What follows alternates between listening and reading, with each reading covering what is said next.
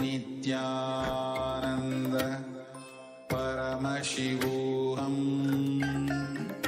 Om Nithyananda Paramashivoham. Om Nithyananda Paramashivoham. Om Nithyananda Paramashivoham. Om Nithyananda Paramashivoham. Om Nithyananda Paramashivoham. Om Nithyananda Paramashivoham. Om Nithyananda Paramashivoham. Om Nithyananda Paramashivoham. Om Nithyananda Paramashivoham.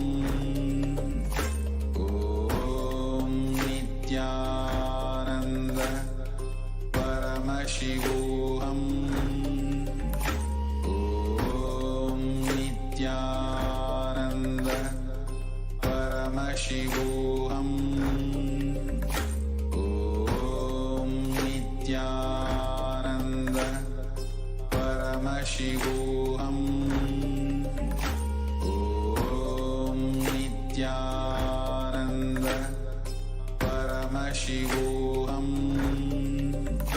Om Nithyananda Paramashivoham. Om Nithyananda Paramashivoham. Om Nithyananda Paramashivoham. Om Nithyananda Paramashivoham.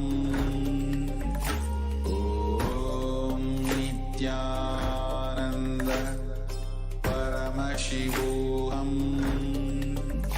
Om Nithyananda Paramashivoham. Nithyanandam Paramasukadam Kevalam Jnanamurtim Dvandvatitam Gaganasadrisham Tattvamasyaadilaksham Ekam Nityam Vimalamachalam Sarvadi Sakshibhutam Bhavatitam Trigunarahitam Sadgurum Tam Namami.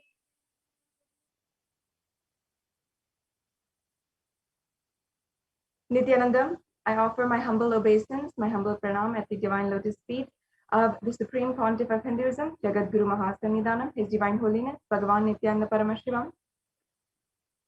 And I'm welcoming all of the viewers who are joining us across the world in all of the different social media platforms. If you are joining us on Nithyananda TV, on Kailasa TV, and on Facebook, Instagram, Twitter, or YouTube, I welcome all of you and all of the celebrated Kailasians who are joining us from the Devalayas, Annalayas, the Gurukuls, the Goshalas, and all of the Jnanalayas as well across the world who are joining with us right now, as well as those of you who are blessed to be on the two-way video conferencing, the Nayana Diksha as well. And I welcome each and every one of you who is joining us. Now, I understand that for most of us, especially those of you who are joining in for the first time, tuning in for the first time and just seeing this in your scroll, you might be thinking that this is just a coincidence, that this is a once-in-a-lifetime interaction. But please understand that this is not a coincidence in your life, but a cosmic intervention. And just because this might be your first time, this is not the first time that divine cosmic beings have come down to planet Earth and interacted with human beings to create the next evolutionary breakthrough. And for time immemorial incarnations, the divine pure consciousness has embodied a form just in order to bring a breakthrough for each and every one of us to go through. And for many of us, that breakthrough might just be in a relationship that we're trying to fix, or we are searching for that breakthrough in wealth, where we are trying to have a breakthrough in wealth and manifest the wealth that we want to have, a comfortable and luxurious lifestyle. Or for many of us, that breakthrough might be in ourselves, in spiritual means, in finding more and more depth and manifesting more and more extraordinary powers. And that is also a type of breakthrough that you might be seeking. Now, for each and every one of you, this is the program that you can manifest the breakthrough that you want in your life, whatever it might be. The lasting transformation that breaks through all of the baggage that you've been carrying for not just 1 year or 2 years or even just this lifetime. It is the baggage that you've been carrying for lifetimes, from birth after birth, across birth. This is that baggage that you might be carrying, and which now simply you can drop and surrender and ultimately have the ultimate experience, Paramashivoham, at the feet of the divine. So welcome to this beautiful experience. You will be understanding the various different cosmic principles of Devi Parashakti, the divine cosmic mother, and you will also be learning, imbibing the different powerful cognitions which Devi Parashakti embodies, and how to manifest that in your life, and how you can literally manifest, apply that in your lives and make it happen in your reality. Devi Parashakti is the embodiment of all compassion, and she is manifesting through the Nijavatara, the Supreme Pontiff of Hinduism, Jagat Guru Mahasannidhanam, His Divine Holiness, Bhagavan Nithyananda Paramashivam. And out of her love and compassion, she is answering our prayers and giving us our boons that we want, revealing our past, present, and future. And she is literally giving us the answers that we are seeking day in and day out, and sometimes even twice a day, coming and giving darshan and allowing us to seek refuge at her feet as we navigate our lives in these extremely dark and strenuous times.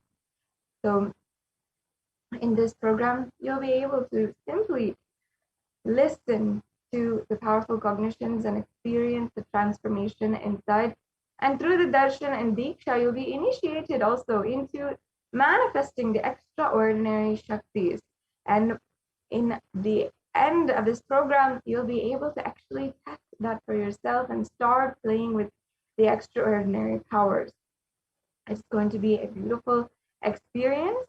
And just to start out, to introduce you all, the first and foremost relationship that each and every one of us have is with the mother, the biological mother. Just through the umbilical cord, we always have a relationship with the mother, even if we may not know her even today. And the first person you often relate with is the mother. Even before you have the idea of relating or the idea of a relationship, you have the beginning of a relationship with your mother.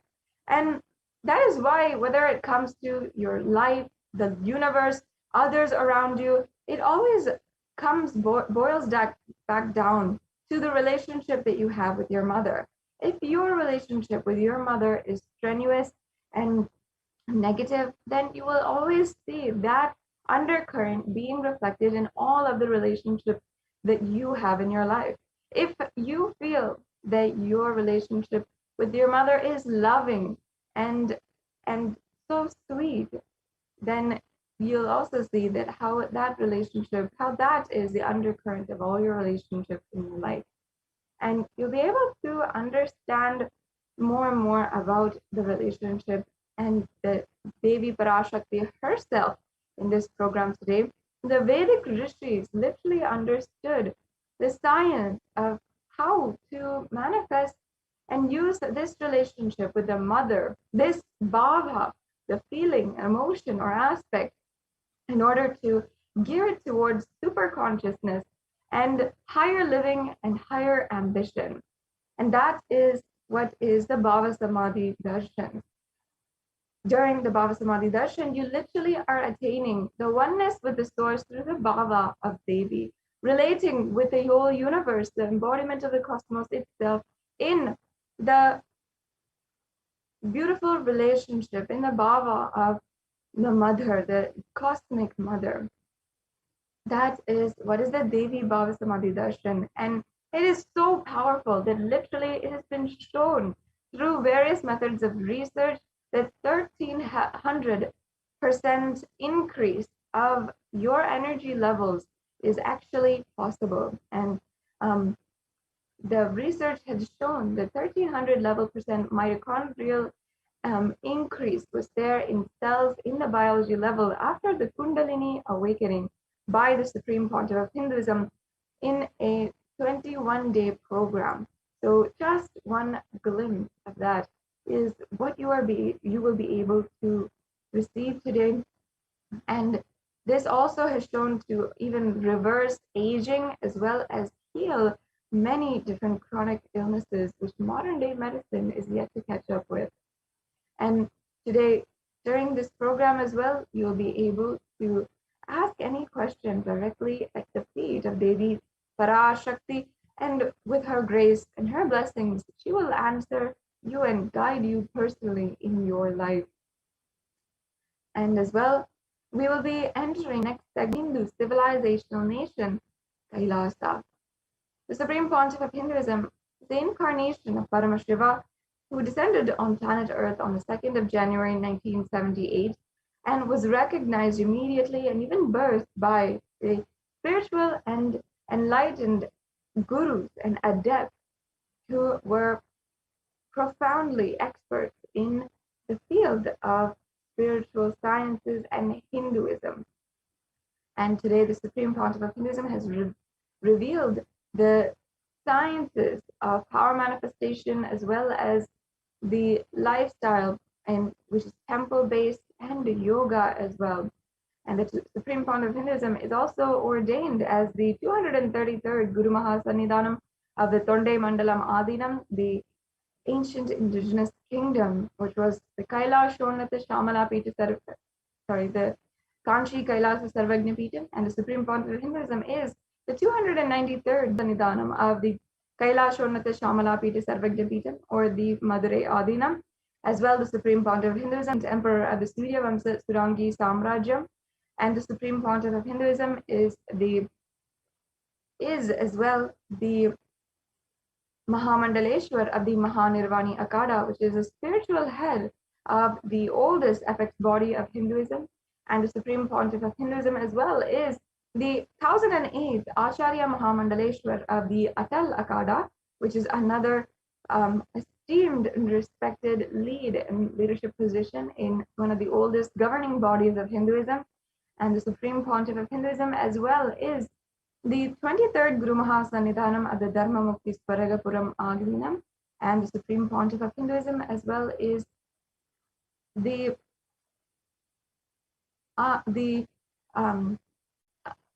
elected as the Supreme Pontiff of Hinduism by a congregation of thousands of Hindu leaders from the global Hindu diaspora.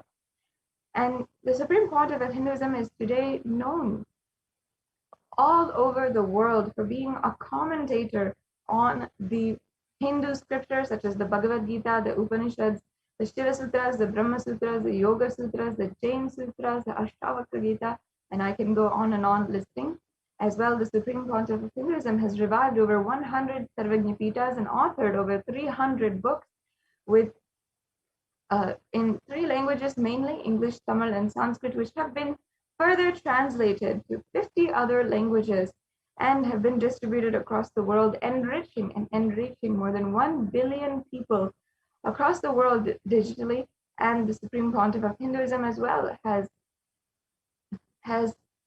revived the 108 Hindu sampradayas or lineages, such as the Rudras and Rudrakanyas, the Rishis and Rishikas, the Bhairavas and Bhairavis, and many more.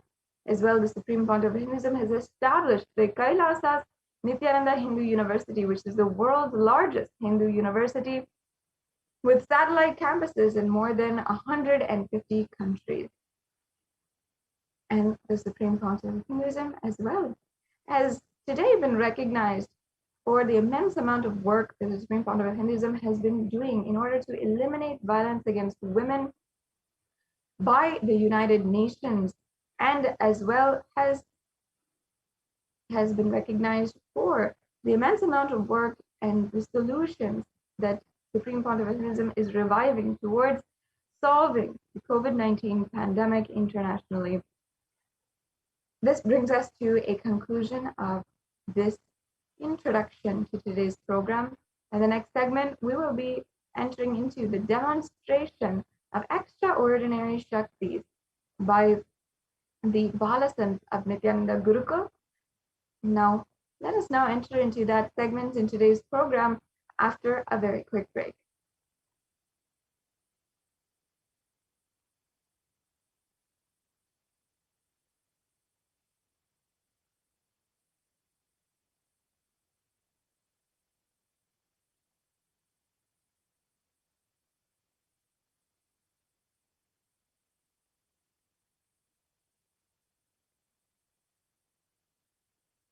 Yes, we have joining with us my Yoga Prana and Ma Kaladara from the Nithyananda Gurukul Balasan, from the Nithyananda Gurukul and Adi Kailasa Sarvagni Peetham, and they are Nithyananda Gurukul Balasans. So let us now enter into the demonstration of the extraordinary Shakti. Yes, thank you so much, Manati Sadashivoham, for that beautiful introduction to this program.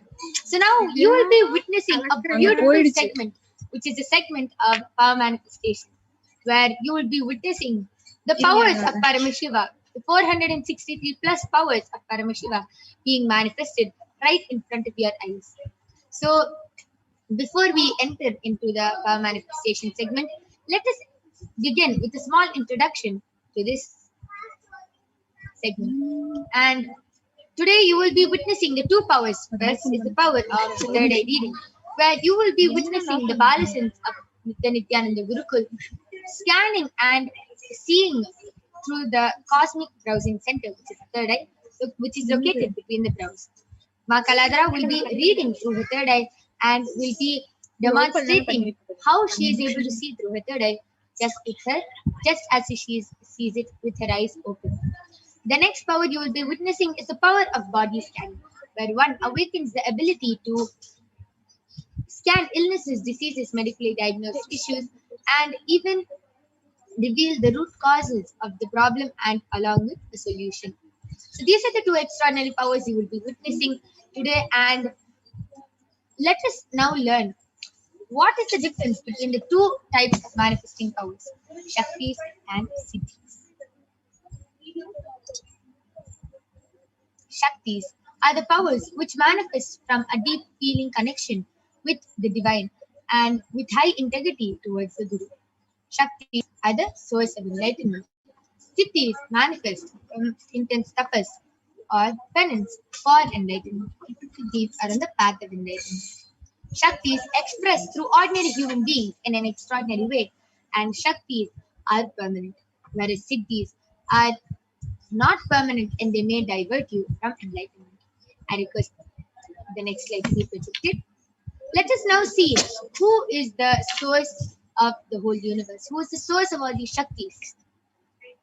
Paramashiva is the primordial divinity in Hinduism, the ultimate reality and cause which is self-fulfilling, Swayam Prakasha, all-pervading, unchanging beyond time, space, form, and causality.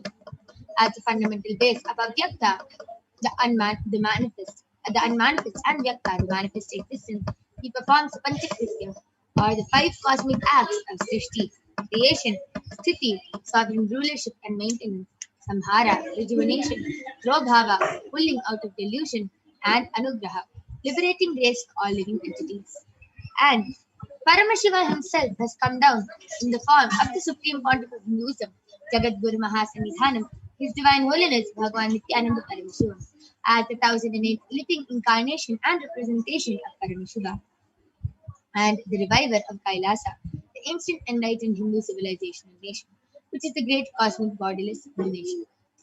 And ever since the beginning of the civilization, the Sanatana Hindu Dharma has been the cradle for enlightened beings and highly advanced sciences, and it is where the science of enlightenment and powers, Shaktis, was lived and taught as a lifestyle. And for the first time in modern day, the SPH, the Supreme Pontiff of Hinduism, is reviving these yogic sciences and transmitting it to the world at a record-breaking, never accomplished before speed. And the Supreme Pontiff of Hinduism was recognized as an avatar at a very young age by the Guru Parampara, by the lineage of enlightened gurus. So you can see so many of the gurus, Mata Vivekananda Puri, Pundi Swamigal, Isakki Swamigal, Annamalai Swamigal, Kanchi Paramacharya, Visadi Swamigal, Sri Tiruchi Mahaswami, Yogiraj Yogananda Puri, Tinnai Swami, Sri Sadhu Om, Anga Pradakshina Annamalai Swamigal, Srinivasa Swamigal, the 230th Guru Mahasannidhanam of the Tondai Mandala Adinam, and Jnananandagiri Swami. So you can see all these enlightened gurus were the ones who initiated and trained Swamiji to revive these sciences. So all of us can manifest the science of power manifestation from the disciplines of Vedanta, Tantra, Sri Vidya, Yoga, Yogic powers, Mantra Shastra, Siddha Vidya, the science of Aushadha, Advaita, Bhakti Yoga, Paramashiva Jnana, and Paramashiva Vijnana. So how do we awaken these divine Shaktis in us?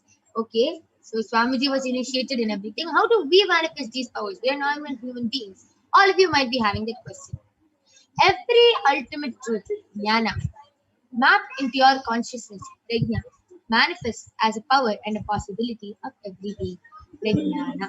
So when that every ultimate truth, powerful cognition gets mapped into your consciousness, you manifest that powerful cognition and as a power and a possibility for all of us. So let us now see how Diksha is the direct transfer of spiritual.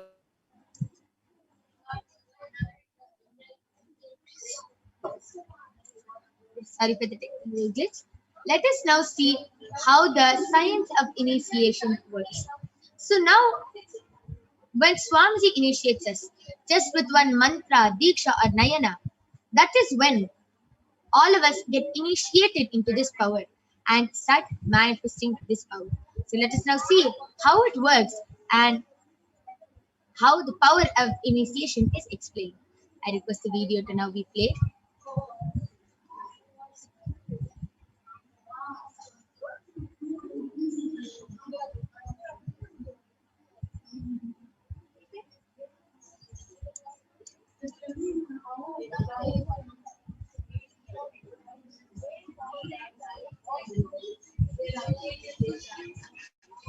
Enlightened being through look, word, or touch.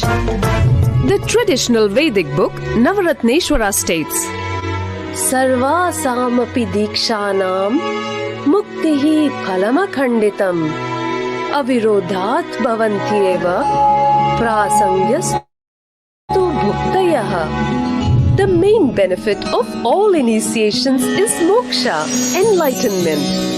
As a side effect, health, wealth, leadership, and well-being happen. And in Rudrayamala Tantra, Shiva says, Devi Diksha Vihinasya na siddhihi na cha sadgatihi tasmat sarva prayatnena guruna dikshito bhavet.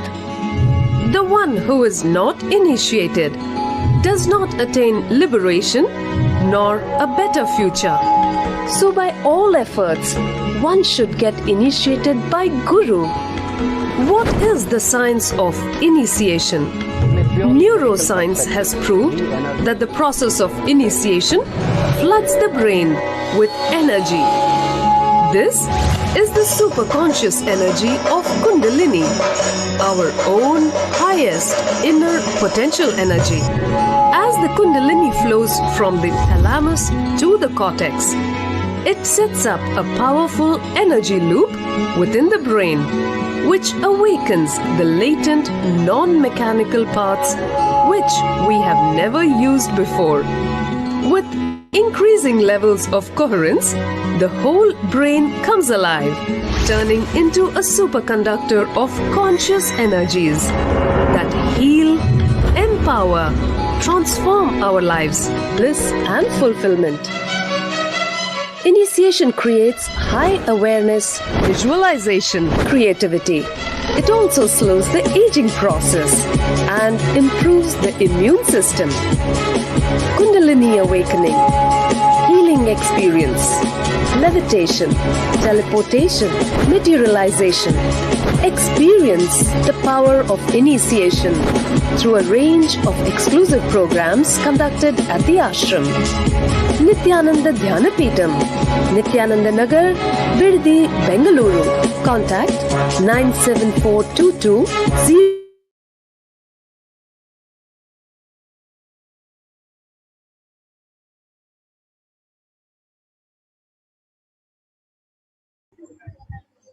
Yes. So that was a beautiful video which explained the science of initiation. How when the master just gives us just through Nayana, by a look, or by a sparsha, a touch, or by a mantra, a word, how the guru initiates the disciple into this extraordinary power. The science of power manifestation is authenticated through the four aspects of evidences or pramanas. The first is the Shastra Pramana, which are the eternal unchangeable truths revealed in the source book. The next is the Apta Pramana, experiences and results of Aptas or the authorities of Hinduism, the Vedic rishis and scientists who have time tested and verified this science. The third is the Atma Pramana, where Swamiji, His Divine Holiness Bhagavan Nithyananda Paramashivam, shares his experience, the personal experience of Swamiji of power manifestation. Last is the Pratyaksha Pramana, or the empirical evidence from observation and scientific experimentation. So, where do we get all these Shastra Pramanas from? From the Vedas, which is a living applied science. Vedas are the ultimate pure authorities for Hindus. They are the pure science where the ultimate truths are explained. Agamas are the scriptures where the applied technology, the applied science is expanded. Vedas and Agamas, Vedagamas, are given the status of Shruti as they are directly revealed by Paramashiva. They are the ultimate eternal unchangeable truths. And any reference cited from these Shastras or source scriptures is called a Shastra Pramana. So, without further delay, let us get ready to witness this extraordinary demonstration of the power of third eye. Along with me, I have an extraordinary power manifestor, a Balasant of the Nithyananda Gurukul, Manitya Kaladharananda, who is 15 years old, and she is going to be demonstrating this demonstration of the power of third eye, where she will be reading with her eyes blindfolded in front of all of you. Before that, let us enter into the Shastra Pramana, which is the scriptural reference from the Vijnana Bhairava Tantra, Dharana 34. Kapalantarvanonyasa Tishtanmilitalochanaha Kramena Manasodardhyat Lakshaye Lakshyamuttamam. Bhagavan Paramashiva says, by fixing the mind on the inner space within the crown center and sitting stably without any movement, having the eyes closed in succession, by that stability of the mind and inner space, through the power of the third eye, one directly sees the ultimate goal Lakshyam by having the vision beyond the sight that reveals any object or place, attaining the space of oneness with the source Paramashiva. The next is the Apta Pramana, where Bhagavan Krishna initiates Arjuna into the power of third eye. And in the 11th chapter of the Srimad Bhagavad Gita, Arjuna beautifully narrates the complete cosmic form of Bhagavan Sri Krishna as he sees it through his third eye. So let us see how Bhagavan Krishna initiates Arjuna into the power of third eye. In the 11th chapter, verse 3. न तु मां शक्यसे द्रष्टुम् अनेनैव स्वचक्षुषा दिव्यं ददामि ते चक्षुः पश्य मे योगमैश्वरम्. Bhagavan Krishna says to Arjuna, but you cannot see my cosmic form with these physical eyes of yours. Therefore I grant you the divine third eye. Behold my cosmic opulence. So beautiful. How just as Bhagavan Krishna initiated Arjuna into the power of third eye, Swamiji has initiated the Balasins into the power of third eye, and the Balasins in this day, in this modern day, are able to manifest this extraordinary Shakti. So let us now move on to the Atma Pramana, where His Divine Holiness Swamiji himself has shared his experience of how he was able to manifest this extraordinary. Inside and outside broke. The first experience is that I was able to see everything around me, above me, the whole 360 degree, 10 direction, below me, everything. I realized not only I was able to see, I was able to feel, experience. I felt that the skin of the stone on rock on which I was sitting and the skin of this body both carry me equally. In both I exist equally. The setting sun, rising moon, the whole Arunachala hill, all the plants, bush, shrubs, trees, everything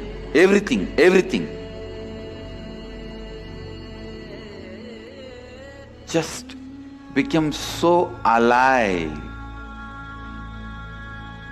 The idea, something is inside,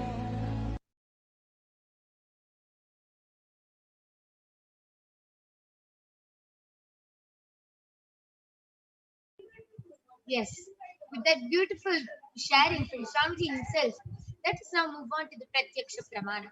So the study measures compare the metabolic cell activity of the brain in the conscious and meditative state of the third eye using the positron emission tomography, the PET. So when Swamiji is doing daily activities, high activity is measured in the brain where the third eye is located, and when Swamiji is in the deep state of Samadhi, only the third eye region is active and almost 90% of the rest of the brain is at peace. So without further delay, let us get ready to witness this extraordinary Sakshi Pramana. How Ma Kaladhara is able to manifest this power of third eye, let us witness. Now, I request all of you to go ahead and start posting your comments in the Kailasa's HDH Nithyananda YouTube channel, and we will also be reading comments from the Kailasa's SPH JDM Bhagwan Nithyananda Paramashivam Facebook page. So I request the slides to stop being shared now. Along with me, I have a medically certified IBAN. In front is a complete opaque sheet, whereas behind is a thick sponge. You can see that there is no gap between the sponge and the opaque sheet. There is no light entering into the IBAN. You can see all sides. And there is a strap which comfortably straps the IBAN to Ma Kaladhara's head. This is the IBAN which we'll be placing on Ma Kaladhara's eyes, and it is a medically certified IBAN tested by one of the top 10 hospitals of India, and it is complete that just even with your eyes open inside this IBAN, there is no possible way of light entering. And you can see Ma Kaladhara has no wires on her. I request you to turn to the right, left, up, down. So she has no mic, no wires, nothing with her, and this is a completely foolproof power. So you can see again, I'm showing the IBAN up close.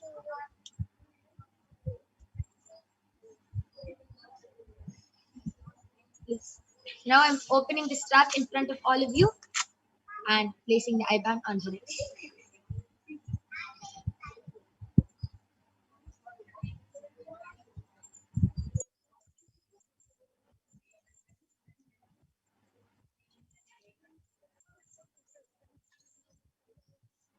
Kaladra, are you comfortable?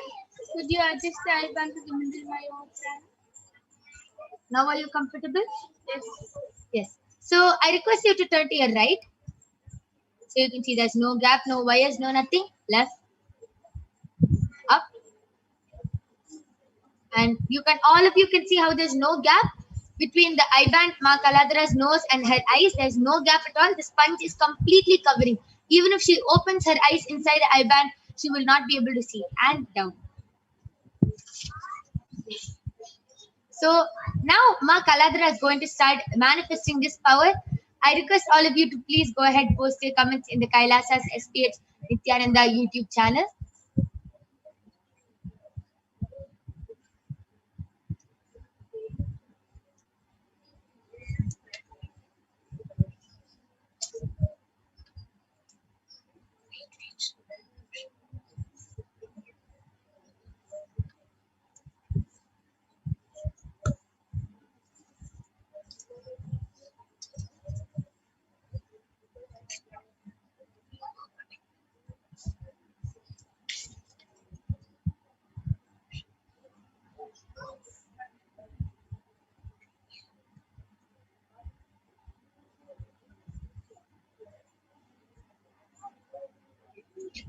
I request all of you to be patient with us. We're opening the YouTube comments.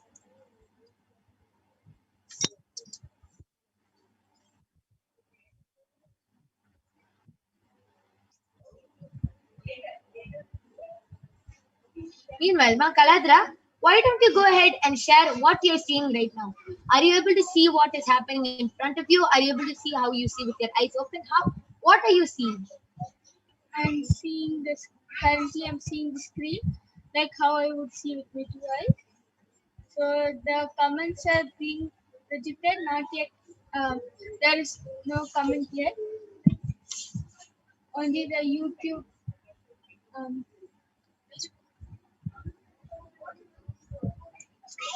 Only the YouTube logo. And Ma Kaladra, I request you to speak a little more louder and bolder. yes. So now what is being projected right in front of me is Facebook page, Kailasa's HDH Nithyananda Paramashivam page, and photos are there. 9 pictures are there. First one is Devi Arulak picture. Second picture which is being shown is one old man's picture, old Tata's picture. It is in a like it is made into a frame kind of thing. And the next picture has 3 of Devi Arulak picture with under it says Parashakti Akashic reading, and then it's Swami Satsang picture, and then it is again Swami Satsang picture, all 3. The first 3 is Swami smiling, only his head till here it's shown. The second picture is fully shown Swami sitting like this with the both Alavatams at the back, one which has Chandra and Surya. The next picture has Swami showing like this with his with the Ganga with the fish, silver fish which is kept on Swami's head being shown. And then the other, and now the comment is projected. So the latest comment is from Anil Kumar Andhra, has posted a clapping emoji with 3 sound coming. Beautiful, amazing. How Ma Kaladara was able to see the details of the picture, was able to see which picture. Okay, there are 3 Devi pictures here, and Swamiji is sitting like this with his hand on his knee. And how she is able to be the emojis, comments, pictures, everything she was able to see. Amazing. And she actually shared in the starting that she was able to see everything happening in front of her as she sees it with her eyes open. It's very beautiful. Why don't you go ahead and read a few more comments? Yes. FLORENCE top has posted Nithyananda with the summer emoji. In middle it is dark pink. Outside it's like very light pink. And the next comment is also from the same person. FLORENCE top has posted CHUTLES BERRIERE.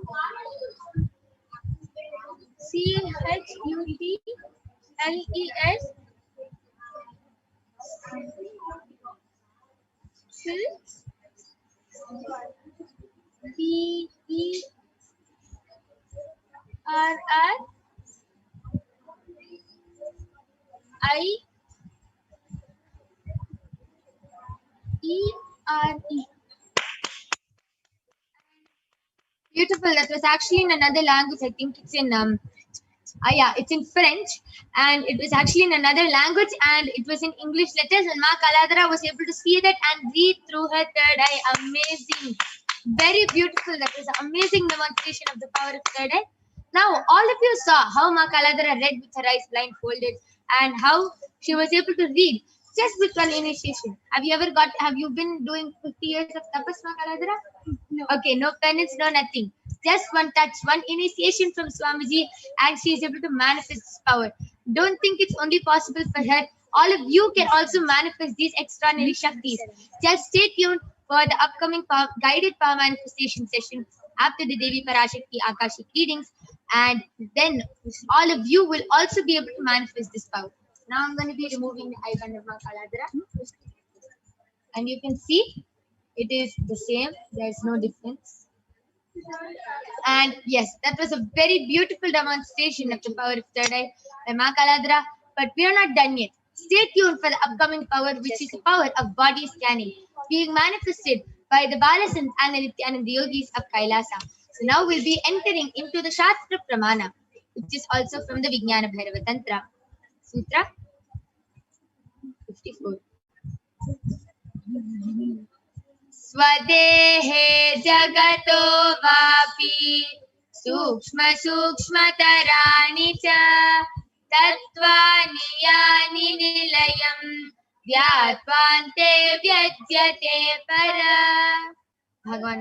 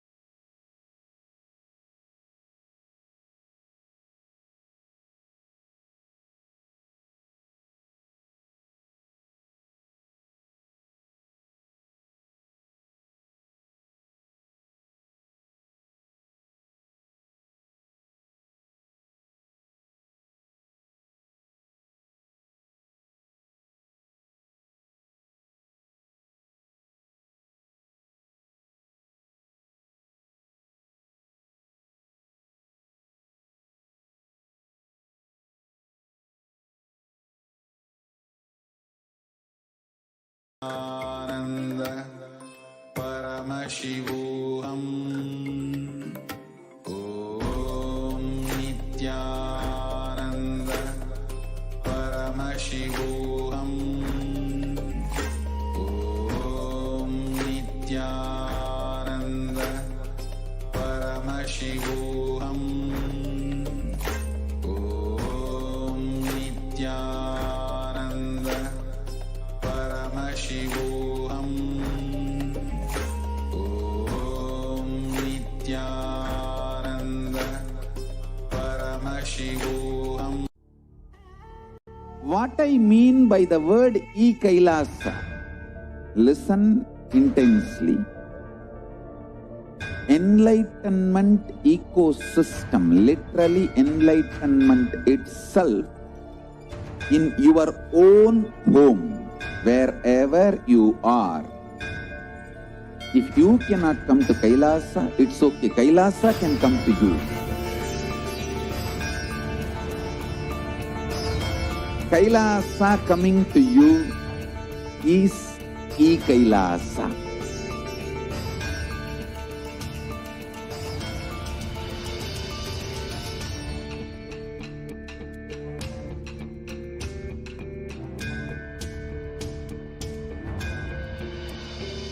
I will revive Hinduism. I am a Hindu revivalist, not by any revolution, but by evolution.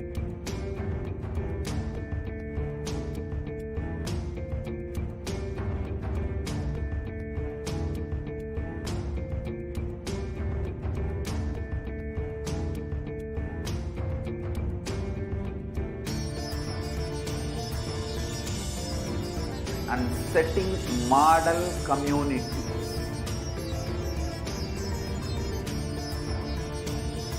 Kailasa, enlightenment ecosystems, Sarvanya Peethas all over the world.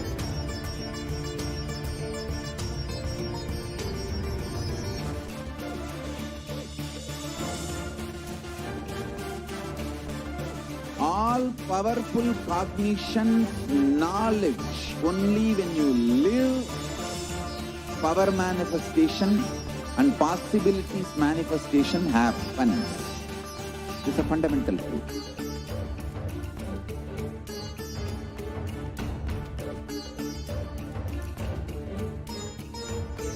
Hinduism cannot live exclusively as one sampradaya. No.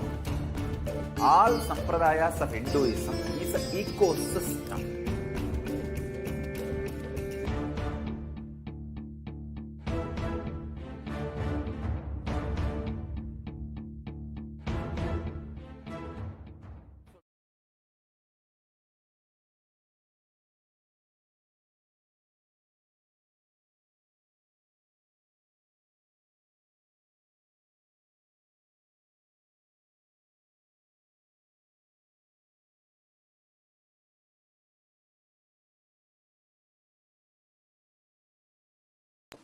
Yes. So sorry for the technical glitch. We're back with the Balasins and the Nithyananda Yogis, Manitya Mahavidyananda, Masoni, and Manitya Brahmayogananda, who are going to be demonstrating this extraordinary Shakti to all of you today. So now I request the YouTube comments to be projected, and all of you can go ahead, post your comments in the Kailasa's SPH Nithyananda YouTube channel and the Kailasa's SPH JDM Bhagwan Nithyananda Paramashivam Facebook channel, and Ma Brahmayoga, Ma Soni, and Ma Mahavidya are going to be doing the live body scanning for all of you.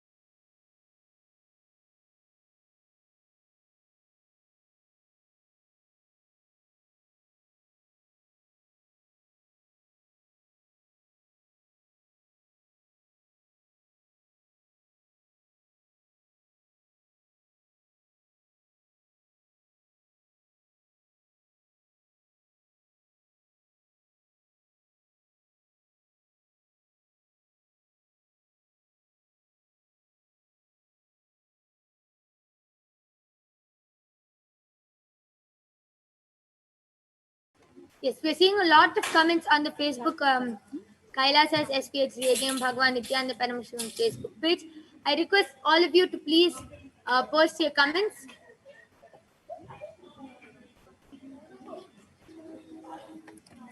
I request everyone, whoever wants a body scanning, whoever is requesting for a body scanning, can go ahead and post your comments in the Kailasa's SPH Bhagavan Nithyananda Paramashivam Facebook page or the SPH Kailasa's SPH Nithyananda YouTube channel, and we will be reading out your comments and doing a live body scanning for all of you. Please go ahead, feel free, post your comments.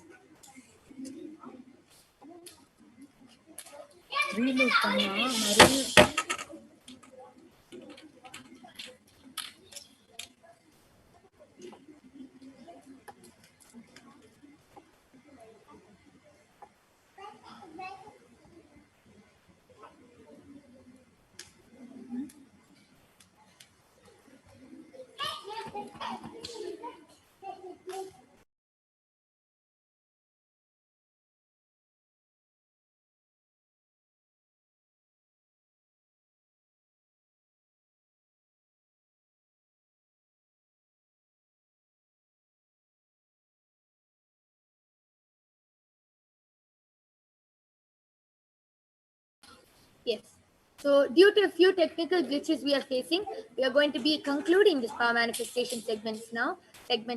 We complete for all the inconvenience which is caused, and anyone who would like a body scanning, please get your family members and friends and come back tomorrow, as the Balasins and the Nityananda Yogis will definitely be coming back tomorrow at 4 a.m., 2 a.m. IST and 4 p.m. IST, and you can get a live body scanning done by them tomorrow also and every day at these timings. So we'll be concluding this session now. Please stay tuned for the upcoming segments, where you will be learning about who is Devi Parashakti, what are the Akashic readings, and much more. We thank all of you for joining us. We complete for the inconvenience. Thank you, Nithyanandan.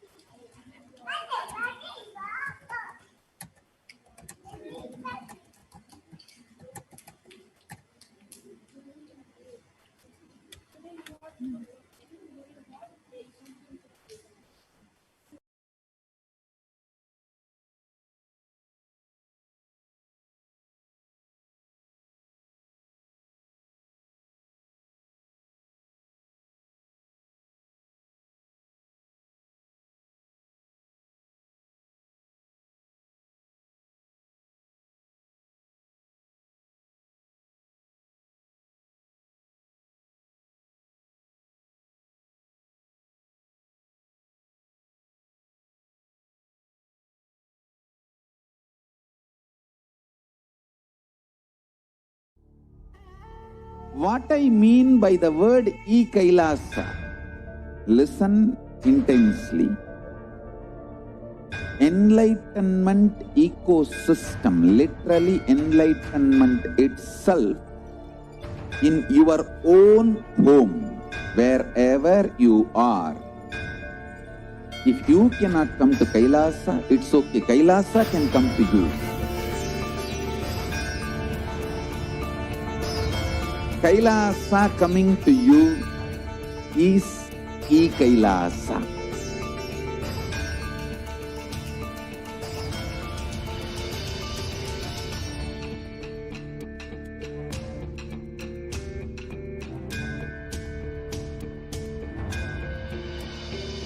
I will revive Hinduism.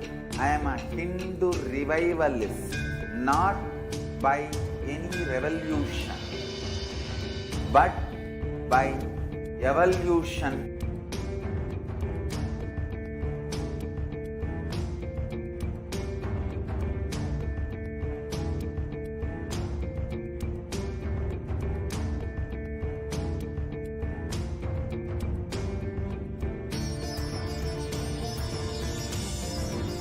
And setting model communities.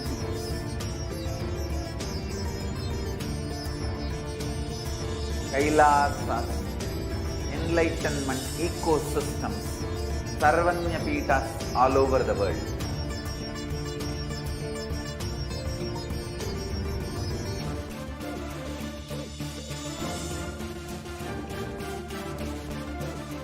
all powerful cognition, knowledge, only when you live, power manifestation and possibilities manifestation happens. This is a fundamental truth.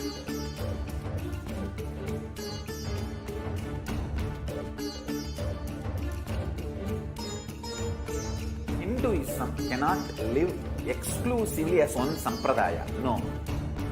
All sampradayas of Hinduism is an ecosystem.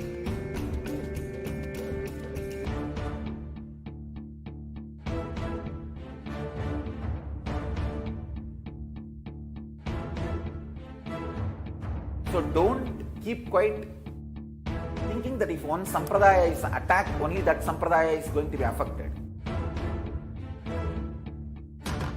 All of us are ecosystem.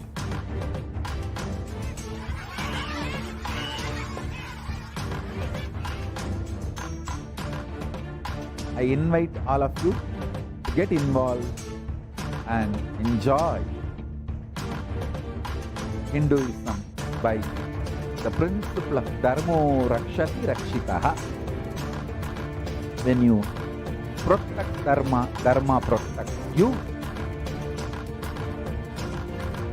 We will make the whole planet spiritual. The spiritual prosperity will happen to the whole planet. We all have to coexist together.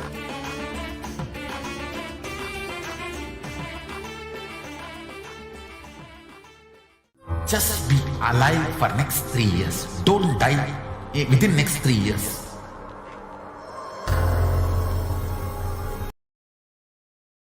Just don't die within next 3 years. Be alive. Somehow be alive. I'm working sincerely. I will reach you somehow. Somehow I will reach you.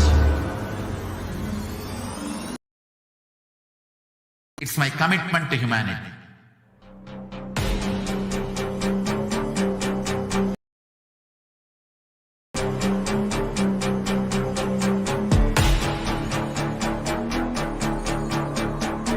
Just don't die within the next 3 years. Whichever corner of the world you may be, I will reach you with enlightenment. You manifesting the space, state, powers, being Paramashivoham. It is possible. And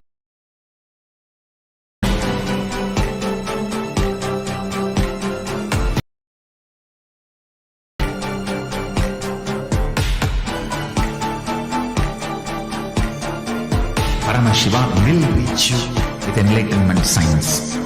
I know he is going to do the job.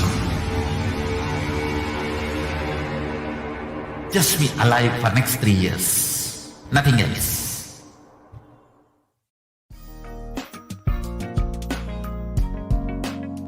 We get you health. We get you ability to build beautiful relationships in your life. We get you direct spiritual support, and we make sure you become wealthy.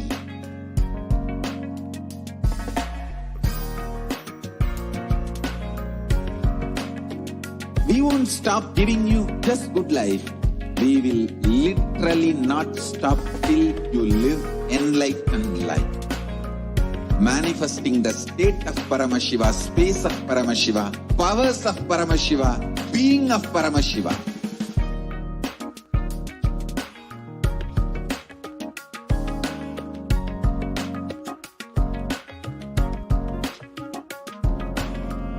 Whole world should become Kailasians. I want the whole world to know Hindus have something great to contribute to the world.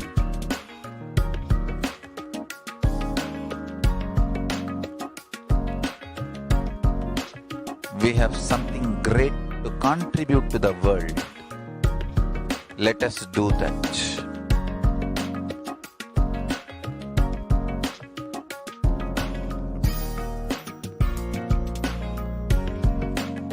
Kailasa is proper customized spiritual service helping you to identify your root patterns of suffering.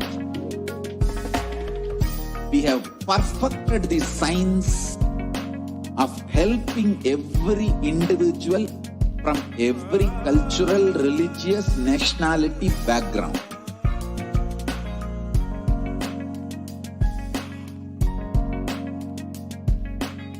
You will have lowest reactionary assumptions, highest awakened response, alive response for life continuously.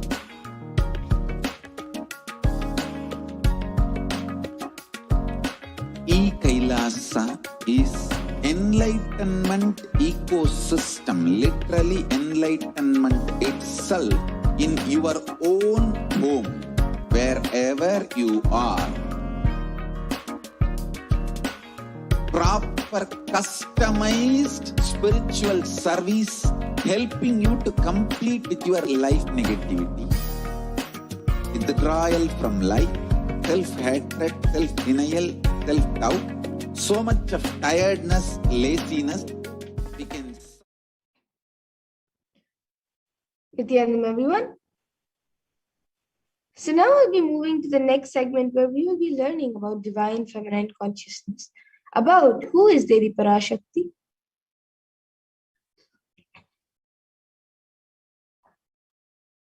So we will be first looking at the Dhyana Shloka of Devi Parashakti, which comes from the Lalita Sahasranamam. Sindhuraruna vigraham trinayana manikya mauli spurate taranayaka shekharam smitamukhi mapina vakshoruham panibhyam alipurna ratna chashakam raktotpalam viprathim saumyam ratnagadasta rakta charanam dhyayet paramambika. And the translation for this verse says, the Divine Mother is to be meditated upon as shining in a vermilion red body, with triple eyes, sporting a crown of rubies, studded with the crescent moon, a face all smiles, a splendid bust, one hand holding a jewel cup brimming with meat, and the other twirling a red lotus. And then the next verse from the Lalita Sahasranam, Arunam Karunam Tarangatakshim Dritapashankusha Pushpabana Chapam Animati Viravritam Ayukai Rahamityeva Vibhavaye Bhavani. And this translation says, I meditate on the great Empress. She is red in color. Her eyes are full of compassion. She holds a noose, the food, the bow, and the flowery arrows in her hands. She is surrounded on all sides by powers such as anima for race, and she is the self within me.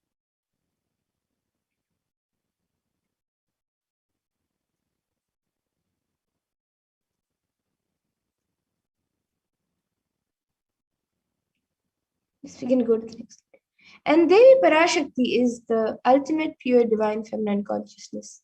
Parashakti is the cosmic mother, and it is her cosmic womb, the Brahmanda Yoni, from which billions and billions of universes come out and go in, and the source where the Big Bang and black holes go on. Parashakti is the source Shakti, source energy, source power, from which all of us came, in which all of us are in even now, and which all of us are going to merge.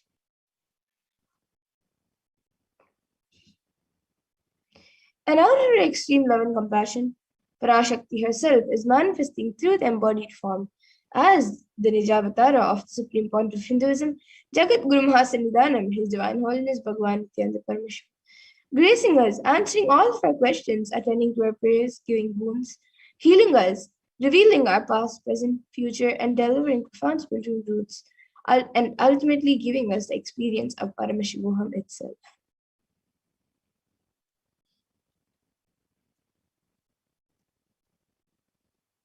And in the words of Devi Parashakti herself, racing as Omkara, expressing as Vedas and Agamas, blossomed as Shrimkara, filled as Parashorasi, living in 40 triangles, the Kailasa Swami, who is in Kailasa Shri Parachintamani, Parashorasi, sitting as part of Parameshwari, who rules the world, Paramashakti, Manonmani, Meenakshi, As Nithyananda, I took Nijavatara here to give good boon to everyone, to bestow all goodness. Hiranyagarbha Swarupini, Brahmanda Yoni, Shami, Chandramauli, Rapala, Aparna, Uma, Parvati, Savitri, Navayavana, Samraji Lakshmi, Parameshwari, Parashodasi, Meenakshi. Taking the form of Nityananda, I came here as Nijavatara. With great compassion and blessing. Listen, people, to do good to all of you, I took the form of Nityananda and came down as Nijavatara. And again, in the words of Devi Parashakti herself, she beautifully says, raising in Omkara, blossoming as Shiva, Shiva manifesting as source of existence, powers of existence, expression of existence. From the oneness of Om, blossoming into two as Prakriti and Purusha, blossoming as three Shaktis, Icha, Kriya, and Jnana, growing as four Vedas, expanding as five Panchabhutas, beyond six chakras, filled as Gotras of seven Rishis, expanding as in eight directions, existing as nine Grahas, blossoming as 10 Indriyas, being as 11 Rudras, creating all the worlds, bringing life to tell and make truth blossom into do good. Parashodasi Meenakshi, in the form of Nityananda, I came to bless every one of you.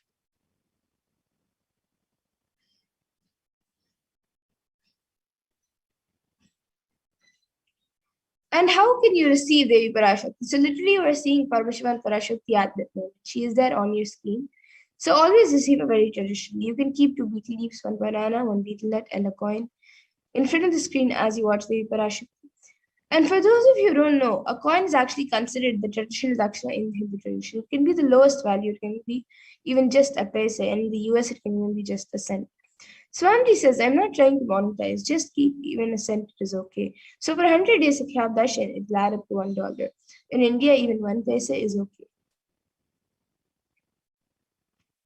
And you can offer that to Devi Parashakti. And once the darshan is over, you can eat the banana, the betel leaf, and betel nut, taking it as prasadam immediately. And the coins that you collect, you can send it to the LA temple for the further procedures and further procedures. And many of you might be wondering how is betel leaf and betel nut may benefit you. Swamiji says this betel leaf and betel nut may look too small, but in a few days you will see how much it adds to your sentiment that really she is there. You will not take the Devi darshan for granted. Rituals will break your monotonous unconscious mentality and lifestyle, and remind you and raise you to the powerful cognition. It will break your unconscious behavior. And now all of you can see how you can set up your tambulam. You can set up the betel leaf, the betel nut, the banana, and the coins on a plate. These are the four main items which is kept as part of a tambulam. But if you would like, you can even keep some flowers, a coconut, red bangles, kumkum, and other items. But the four basic items is these four items. So you can keep it in a plate and keep it in front of the Parashakti as you watch the darshan. And with this, we come to the conclusion of this segment. And we will be moving on to the further segment, to the next segment, where we will be seeing what Devi Parashakti has revealed for humanity and how it is necessary for us to follow. So please stay tuned. We'll be back after a really short break.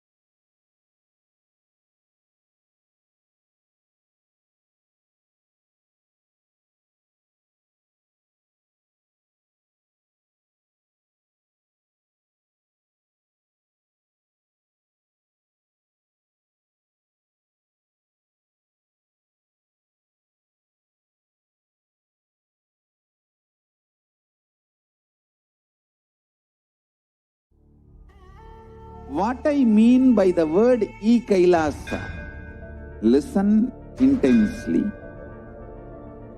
Enlightenment ecosystem, literally enlightenment itself, in your own home, wherever you are.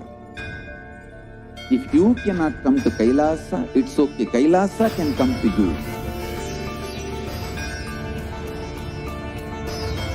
Kailasa coming to you is Kailasa.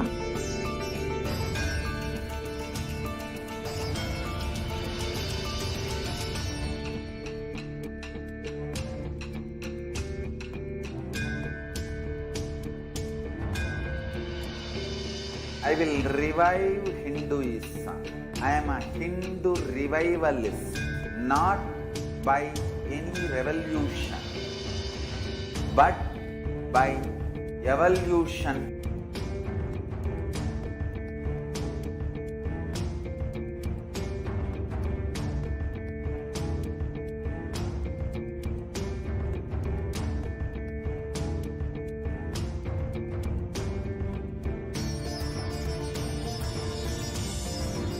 And setting model community.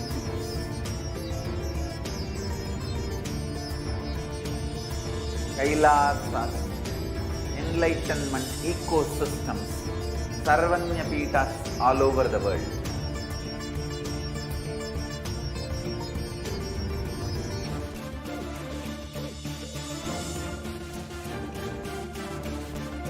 All powerful cognition, knowledge, only when you live, power manifestation and possibilities manifestation happens.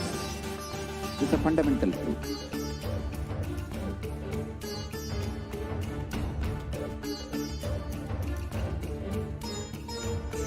Hinduism cannot live exclusively as one sampradaya.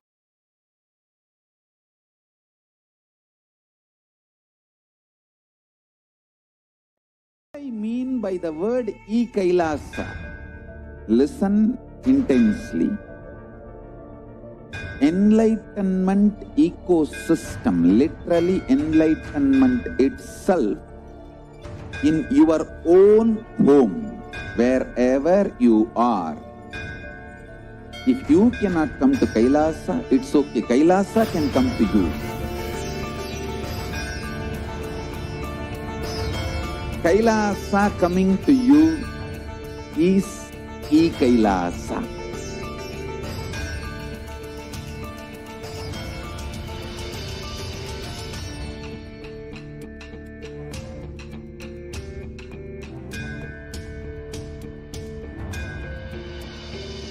I will revive Hinduism. I am a Hindu revivalist, not by any, but by evolution.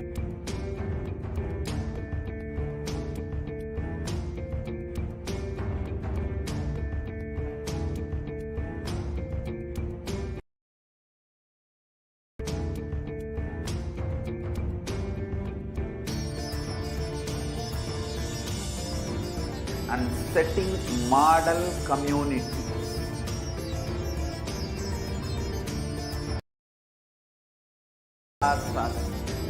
Enlightenment ecosystems, Sarvanya Pitas all over the world.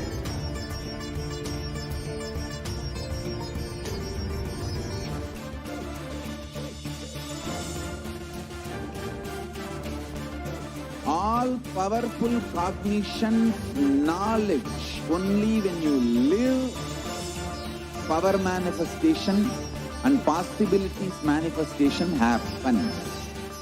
It's a fundamental truth.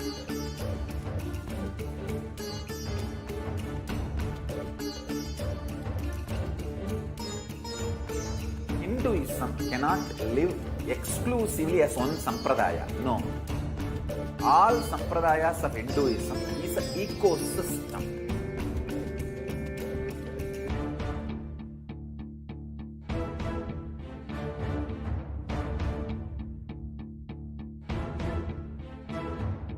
So don't keep quiet. thinking that if one sampradaya is attacked, only that sampradaya is going to be affected. All of us are ecosystem.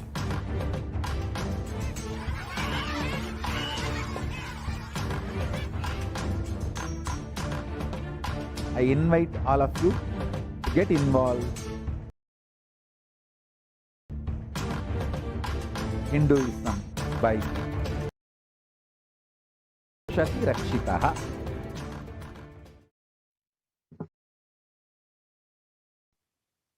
Nithyanandam, welcome back, dear viewers.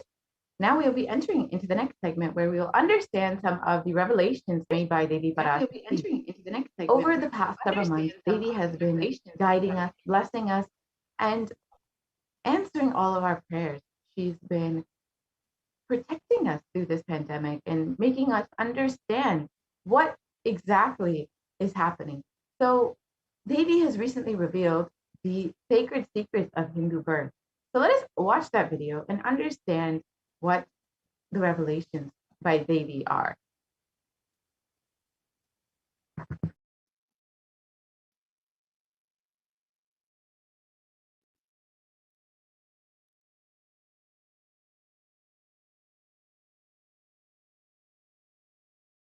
நன்றாய் கேட்டுக்கொள்.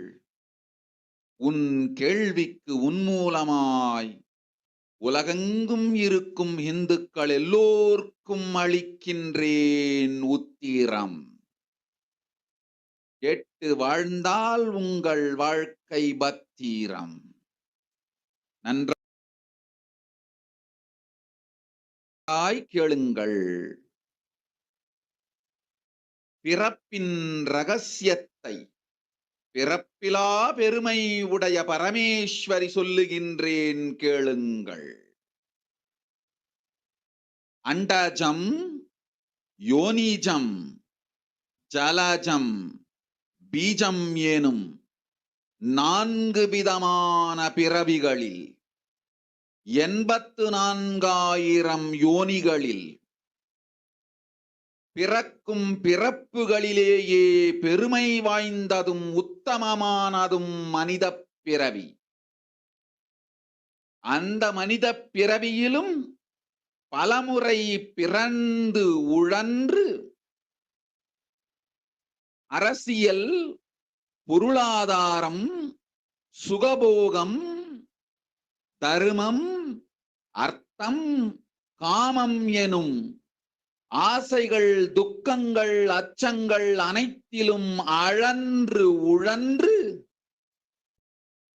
இனி வேண்டாம் இப்பிறவி, வேண்டுவது மோட்சமே என்று முடிவெடுத்தோர்க்கு மட்டுமே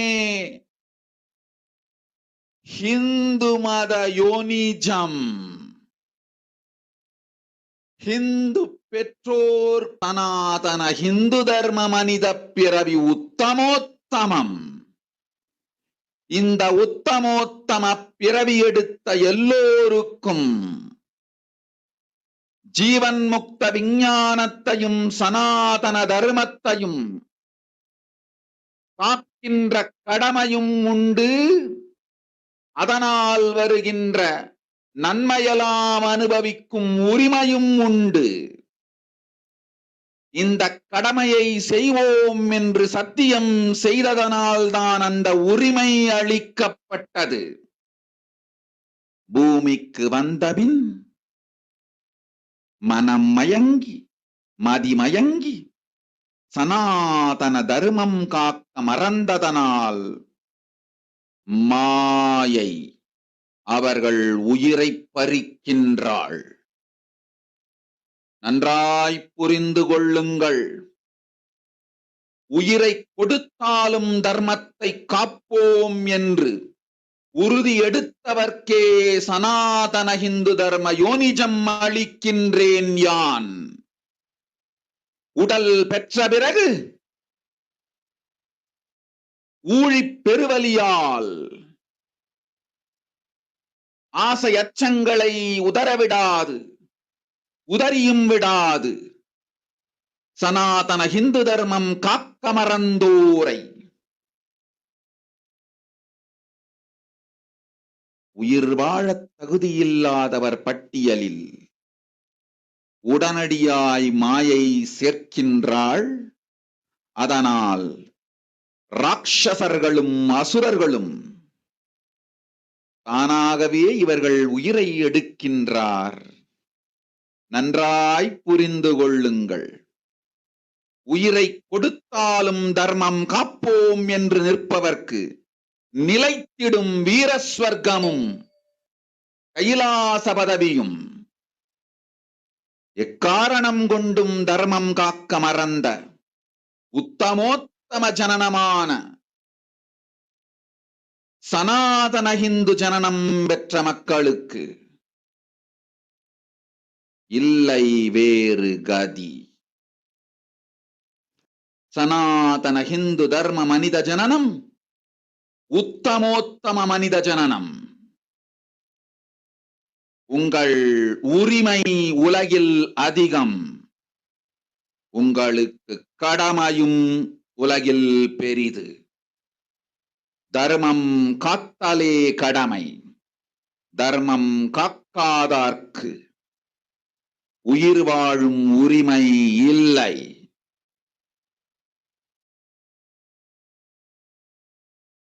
நன்றாய் புரிந்து கொள்ளுங்கள்.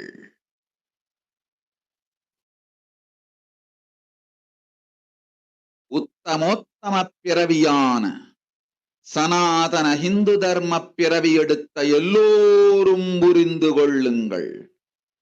உங்கள் வாழ்வின் முதற்கடமை தர்மம் காத்தல். தர்மம் காக்க தர்மம் உங்களை காக்கும். சனாதன ஹிந்து தர்மம் காக்க மறந்திட்டால் வாழும் உரிமையை நீங்கள் இழந்து விடுகின்றீர்கள்.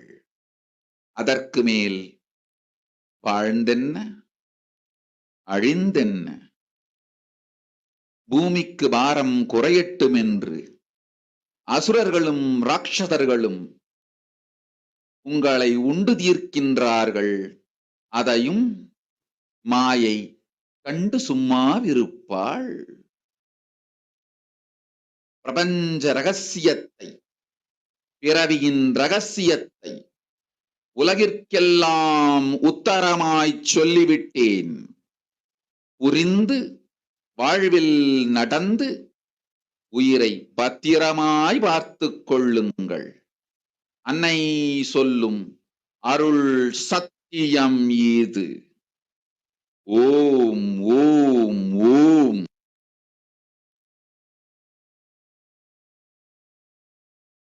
So let us understand Devi's revelations translated into English. Listen, Andajam, Yonijam, Jalajam, Bijam, like this in 4 types of birth, in 84 lakh yonis. In all these births, the most greatest birth of them all is human birth.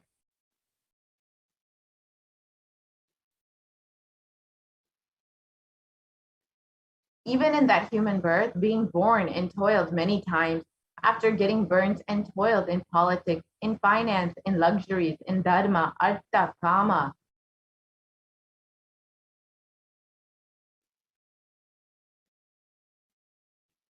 And those who decide of not wanting this birth, wanting only moksha, only those will have Hindu dharma yonijam, the Sanatana Hindu dharma yonijam of being born to Hindu parents.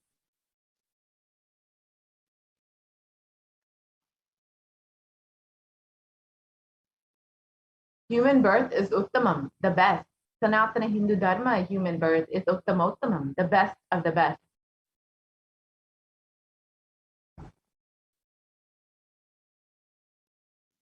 Everyone who took this Uttamottama birth has the responsibility of protecting the science of living enlightenment and Sanatana Dharma.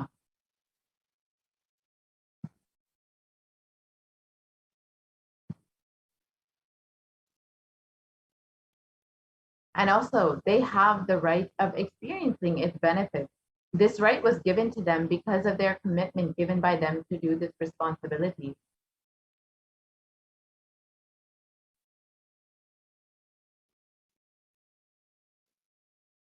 After coming to Bhuloka, by getting mentally deluded and forgetting the Dharma of protecting Sanatana Dharma, Maya, she is taking away all their souls.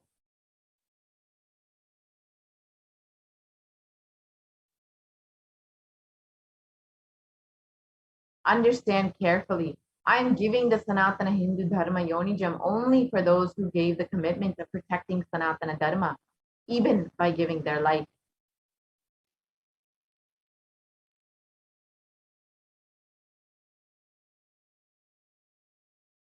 After getting the body because of painful delusion, not dropping fear and greed, for those who forgot to protect Sanatana Hindu Dharma, Maya, she will immediately add them to the list of those who are not worthy of living.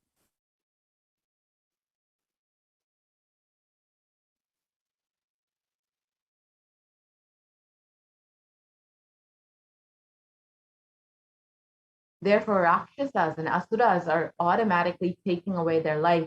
Understand properly, for those who stand that even by giving their life, they will protect Dharma, will permanently have Virasvarga and Kailasa Padavi.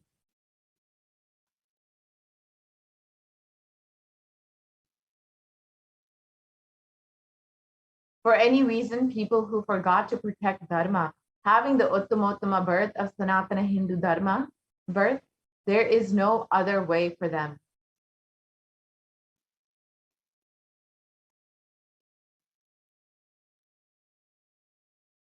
Sanatana Hindu Dharma human birth is Uttamottama human birth. Your rights in this world are immense. Also, your responsibility in this world is large. Protecting Dharma is responsibility.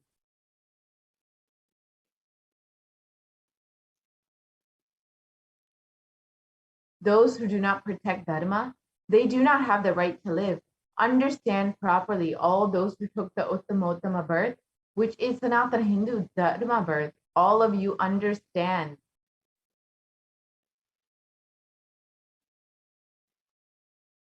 The first responsibility of your life is protecting Dharma.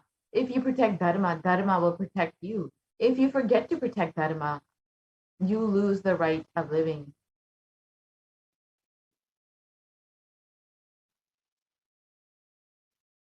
After that, what bothers whether you live or get destroyed? Asuras and Rakshasas will eat you, so that the burden on earth is reduced. Seeing that, Maya, she will keep quiet.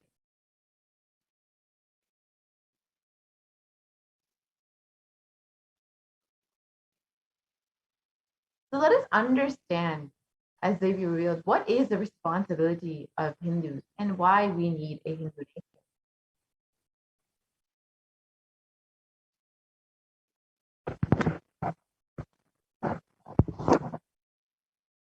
Hinduism represents the world's most ancient yet progressive indigenous spiritual tradition. It is an open framework network model of civilization that stands for global peace, vegetarianism, nonviolence, yoga, worship of nature, temple-based living, manifesting spiritual powers, and the inherent divinity of every being.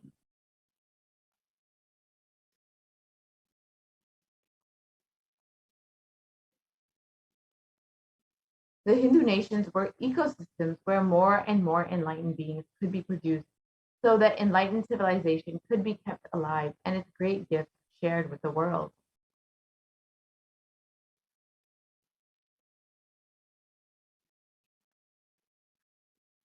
So let us look at some of the references of Hindu nations from our Hindu scripture.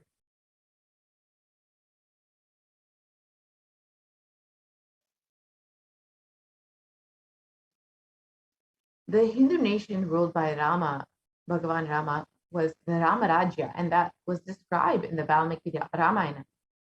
There were no widows to lament, nor was there any danger from wild animals, nor any fear born of diseases. The world was bereft of thieves and robberies. No one felt worthless, nor did old people perform obsequies concerning youngsters. Every creature felt pleased. Everyone was intent on virtue, turning their eyes towards Rama alone. Creatures did not kill one another.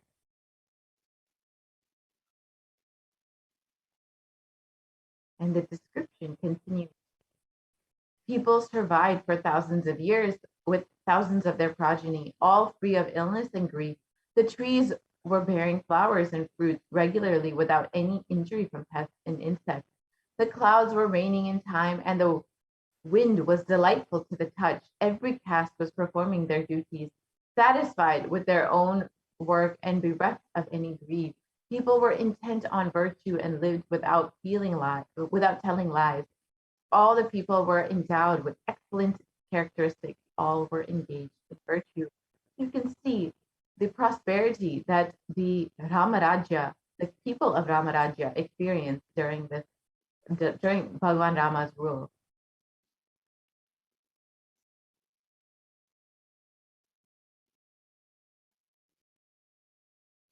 And the Hastinapur kingdom, ruled by Yudhishthira, was described in Srimad Mahabharata. The Devas granted rains to fulfill all wants. World became free of all diseases. There was no hunger or thirst anywhere. There was no mental suffering. Those without livelihood were given livelihood. There was abundance all around. There were no worldly worries left for anyone, and there was no cause for fear either. Happiness on earth was in fact even greater than in the heavens.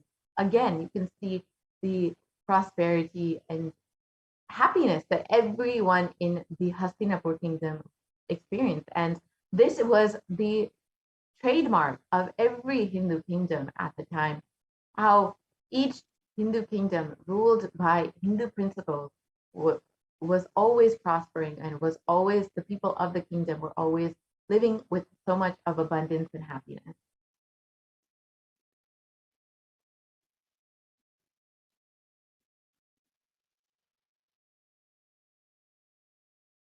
And the Hindu nations contributed so much to humanity in nearly every field, including enlightenment, health, medicine, art, aviation, dance and music, clothes and jewelry, social systems, judicial systems, political systems, legal systems, and many more.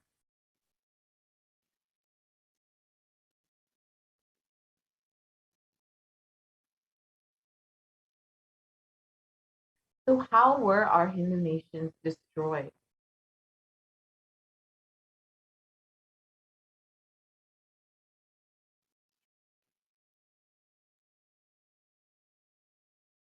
So the first phase of the destruction of our Hindu civilization was the Islamic invasion during 800 to 1700 AD, and this was the physical destruction of the Hindu civilization.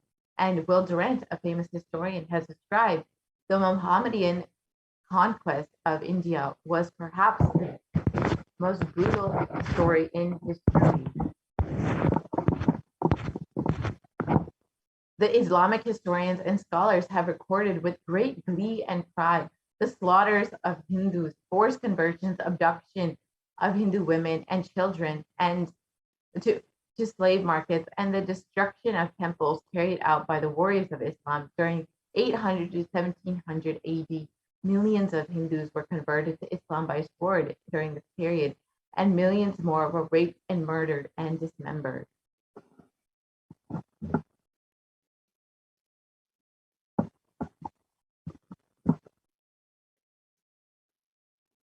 And the Islamic law has prescribed for Hindus during Khilji's rule. Hindus are like mud. If silver is demanded from them, they must, with greatest humility, offer gold. If a Mohammedan desires to spit into a Hindu's mouth, the Hindu should open it wide for that purpose. God created Hindus to be slaves for Mohammedans. The Prophet had ordained that if the Hindus do not accept Islam, they should be imprisoned, tortured, and finally put to death, and their land confiscated. To keep Hindus in abasement is especially a religious duty, because the Hindus are the inveterate enemy of the Prophet.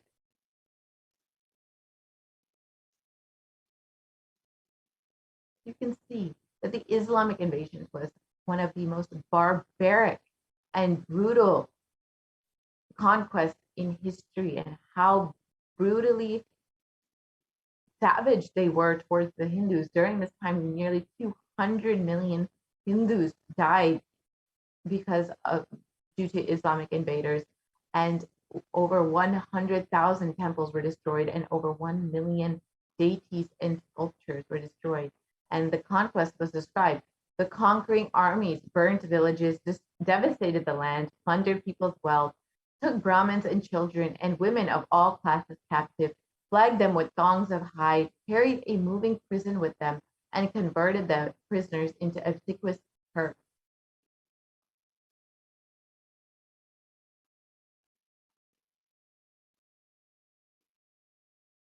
And the phase two was the British occupation. This was the economic and psychological destruction of the Hindu civilization.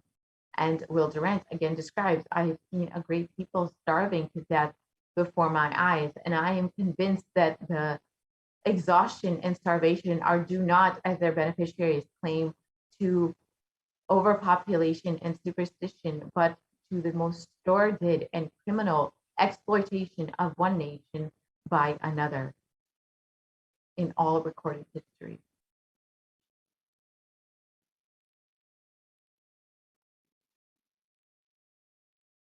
And during this time, during the British occupation, the British Empire used all possible means to destroy the Hindu civil and cultural institutions in order to delegitimize and demoralize the indigenous people of India so that they would become slaves in their own homeland. And this included discriminatory laws against Hindus to make them feel inferior, engineered famines to starve them into submission, annexing the Hindu, abolishing Hindu rule, mistranslating Hindu scriptures, destroying the indigenous Gurukul system, and banning Hindus from owning or producing firearms, and destroying local industries and forcing importation of British goods.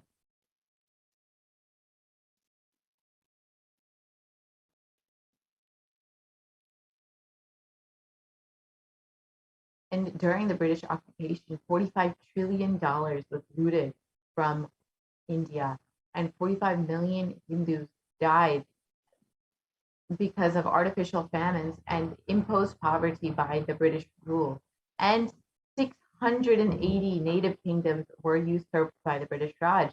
Sajid Tharoor has described that the British came to one of the richest nations, and over the course of 200 years of exploitation, looting, and destruction, reduced it to a poster child of third world poverty.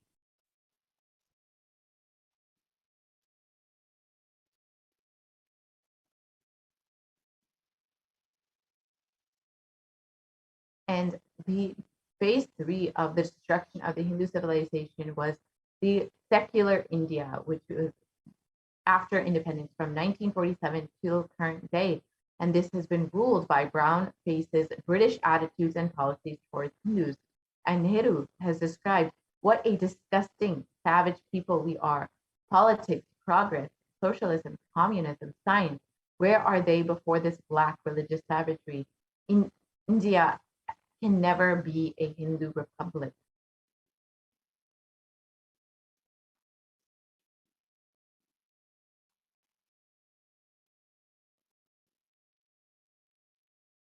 And the first law minister of India and the principal architect of the Indian Constitution has described, if Hindu Raj does become a fact, it will no doubt be the greatest calamity for this country. No matter what the Hindus say, Hinduism is a menace to liberty, equality, and fraternity. It is incompatible with democracy. Hindu Raj must be prevented at any cost. You can see that leaders of the free nation of India were completely against Hinduism and had the most negative perspective of Hinduism and Hinduism itself.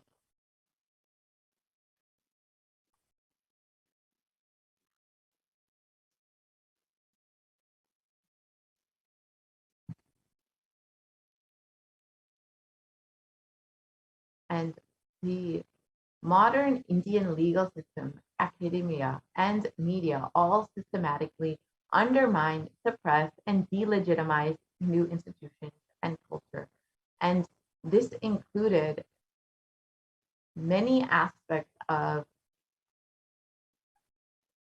discrimination, which included discriminatory laws against Hindus and forcing taxation of Hindu institutions and temples, whereas many other religions did not have any interference from the government. And this was just a small portion of what the Hindus had to undergo during this secular India and are still undergoing during the secular India. Despite it being secular, the attitude and ecosystem is completely anti-Hindu. We can move to the next slide, please.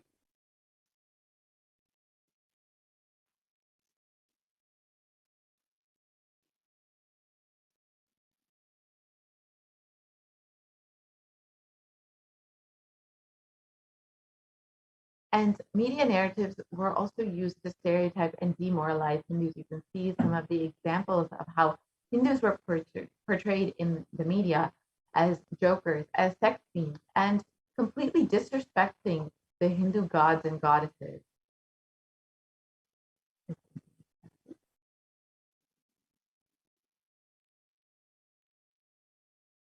So why do we need to revive our Hindu nation? What can we do to revive our Hindu nation?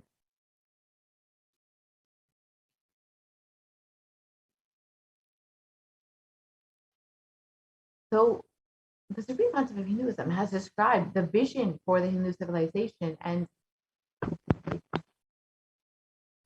he has stated during the time of Mahabharata, we Hindus had 56 deshas, 200 states, 1,700 samsthanas, and 10,000 sampradayas. In all 56, we Hindus are persecuted. Now we have lost all 56. The last one to fall was Nepal. I am the collective voice of all the persecuted Hindus. I will revive and rebuild a Hindu nation built on the Vedagamic principles as a refuge for all practicing and aspiring Hindus, as a safe haven for all the persecuted Hindus.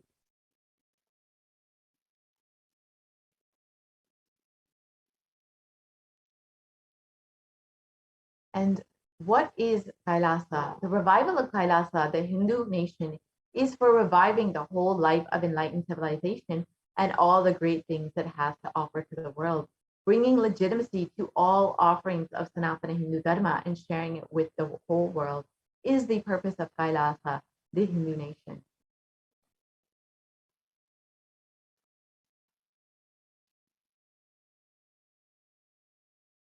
And Kailasa is the revival of the cosmic constitution and is the model nation of how enlightened civilization should be living and administered.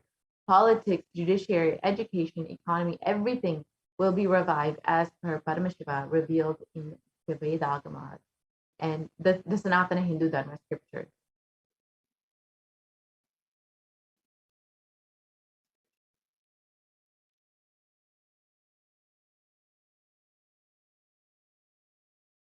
Hinduism represents the most persecuted civilization. Hinduism is on the brink of extinction, such that the next generation may only hear about Hinduism through textbooks. And what can we do to stand up for the Hindu civilization and all that it has offered to the world?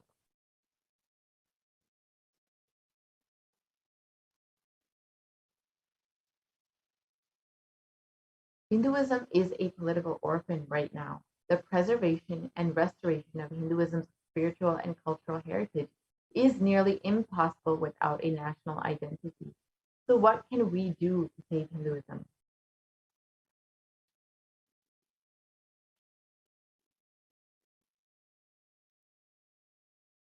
Let us reclaim our Hindu identity.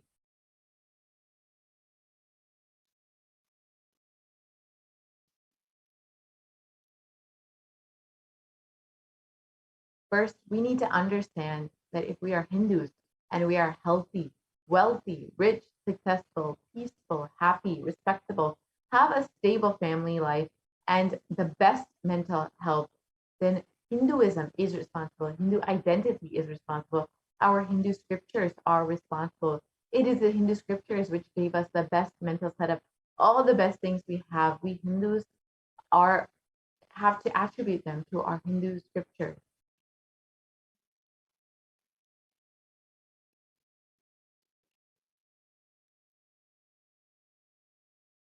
And Hindus are the richest and most successful ethnic community in the world. Hindu scriptures, Hindu lifestyle, our enlightened masters are responsible for this. Hindu thought currents are responsible for this. And here you can just see a report in the Hindustan Times, which shows that Hindus are the most educated religious group in the US. And this was reported by a few studies.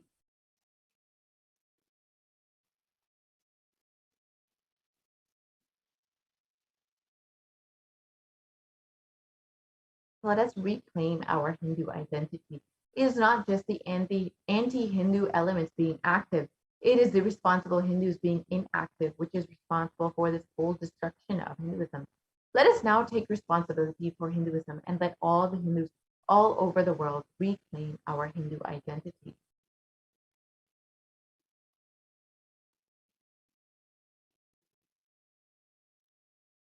What is the responsibility of Hindus? Devi has described that it is the responsibility of Hindus to protect Sanatana Hindu Dharma. It is the responsibility of Hindus to revive this enlightened civilization again and again and give all of the gifts of the enlightened civilization to humanity. The revival of the enlightened civilization, the Kailasa, the Hindu nation, is the survival need of humanity. And this, as Devi has described, was the reason that we were given the Uttamottama birth of Hindu birth.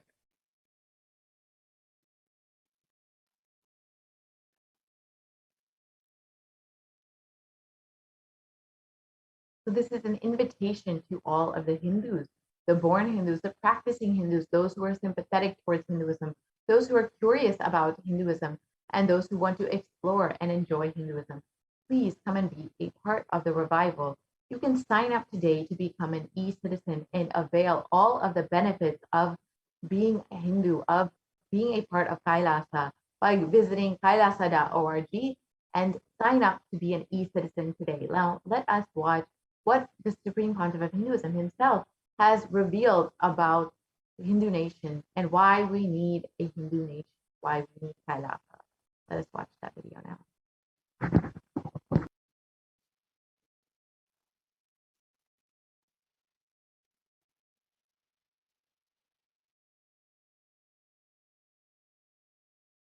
Contribution.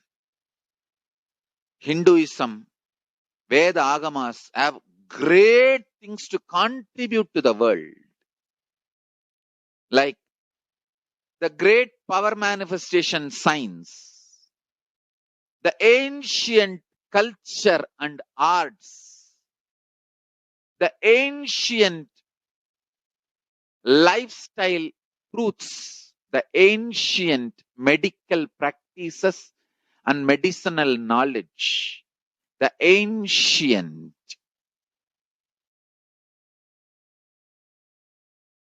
indigenous cultural heritage and jewelry, perfume, dance, music, in every level, Hinduism has so much to contribute. Veda Agamic traditions have so much to contribute. To share all this with the world, to contribute to the world.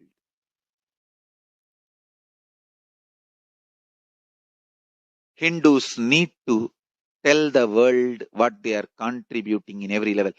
The brand of Hinduism itself is enriching and empowering and enlightening. Hinduism is all about enlightening the world, empowering, enlightening, enriching the world, contributing.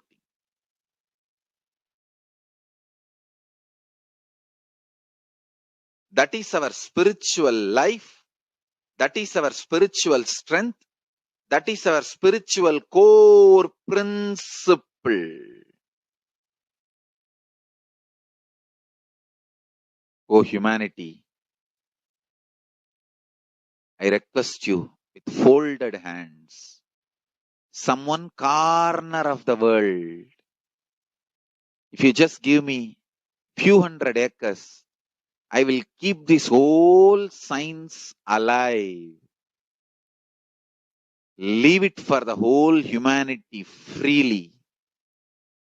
Fortunately, Paramashiva has given me the power to decode all this Hindu medicinal system, Hindu judiciary system, Hindu social law and order system, Hindu power manifestation system, Hindu mental sciences system, Hindu yogic sciences, the sciences of Hindu biology, Hindu physics, Hindu psychology, Hindu physiology, Hindu chemistry, all this Paramashiva has given me the power to decode. Whatever the remaining scriptures are available with the humanity, Paramashiva has blessed me, and I have collected. Not only I have collected and organized, I can decode. This whole science can be kept alive in any one corner of the world. Just few hundred acres are given for me to live peacefully and exist peacefully. I can store this whole thing alive and contribute it to humanity. Humanity can become better and better and better. I can make the planet Earth so much better place to live. I am here to contribute, and I will continue to contribute. Collected all the remaining available scriptures, maybe 2 crore books. 2 crore means 20 million, I think, books on Hindu physics, Hindu chemistry, Hindu biology, Hindu physiology, Hindu psychology, Hindu law and order, Hindu social system, the power manifestation sciences of Hinduism, yogic sciences of Hinduism. I have collected, and Paramashiva has given me the blessings and power to decode. I have decoded and continuing to decode them. If the humanity, somebody is kind enough to give me few hundred acres in one corner of the world and let me live peacefully, I can keep all these scriptures there and go on sharing with the world, revealing these whole sciences to the world, and go on contributing. I don't need anything other than one cup of curd rice every day. That's all. A cup of curd rice per day over. I can go on be giving this to the world. I can add to the world. I can make the world better place to live. That's all I have to say.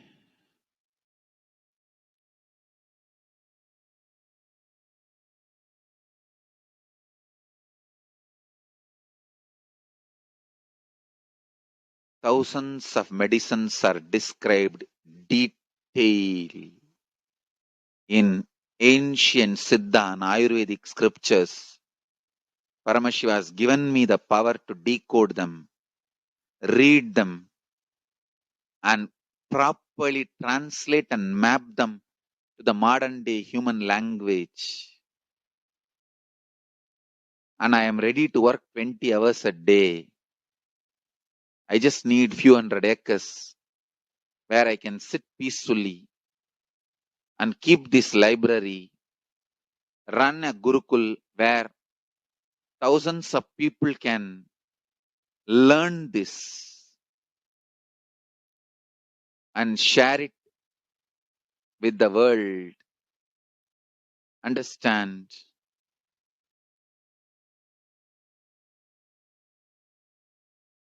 I am only interested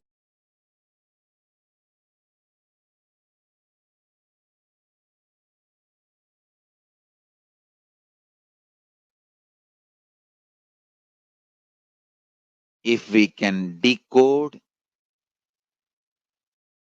all this great knowledge, whole world can prosper from this knowledge. Whole world can enjoy from this knowledge. If I prosper, I will only create a university. I will not create anything else. If the Hindus prosper, they will only create education institutions.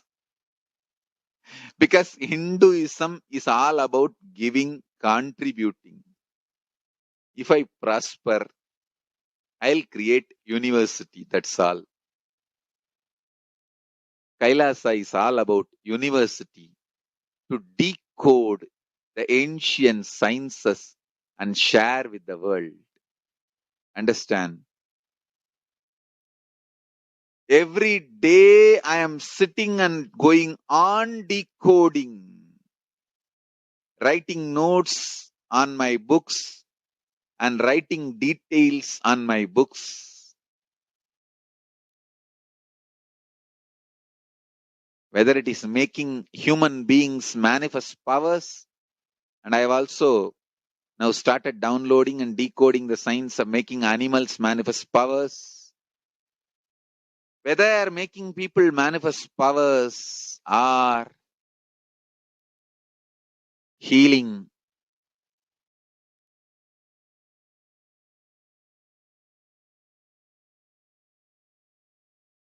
in every level, life is all about contribution, contribution, contribution.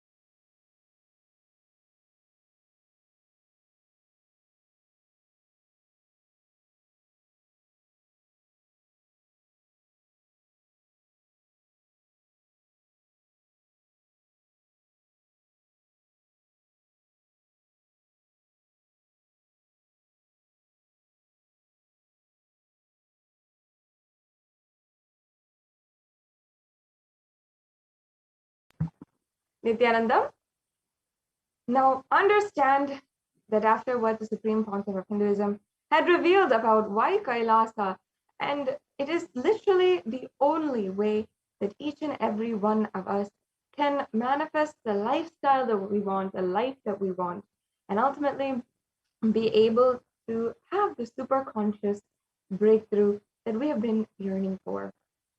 Whatever it is, the breakthrough in any aspect of your life, whether it is wealth, whether it is health or relationships, whatever it is, you will see that just through achieving this you will be able to make that happen in your life. And the only way that we can assure that we achieve this superconscious breakthrough is through a nation. Kailasa is that courageous effort in order to make the superconscious breakthrough happen in the whole of humanity. Now, let us enter into the next segment of today's program on the offerings to Devi Parashakti, the various offerings that we can make as an ode and a tribute, as our gratitude and pure love to Devi Parashakti.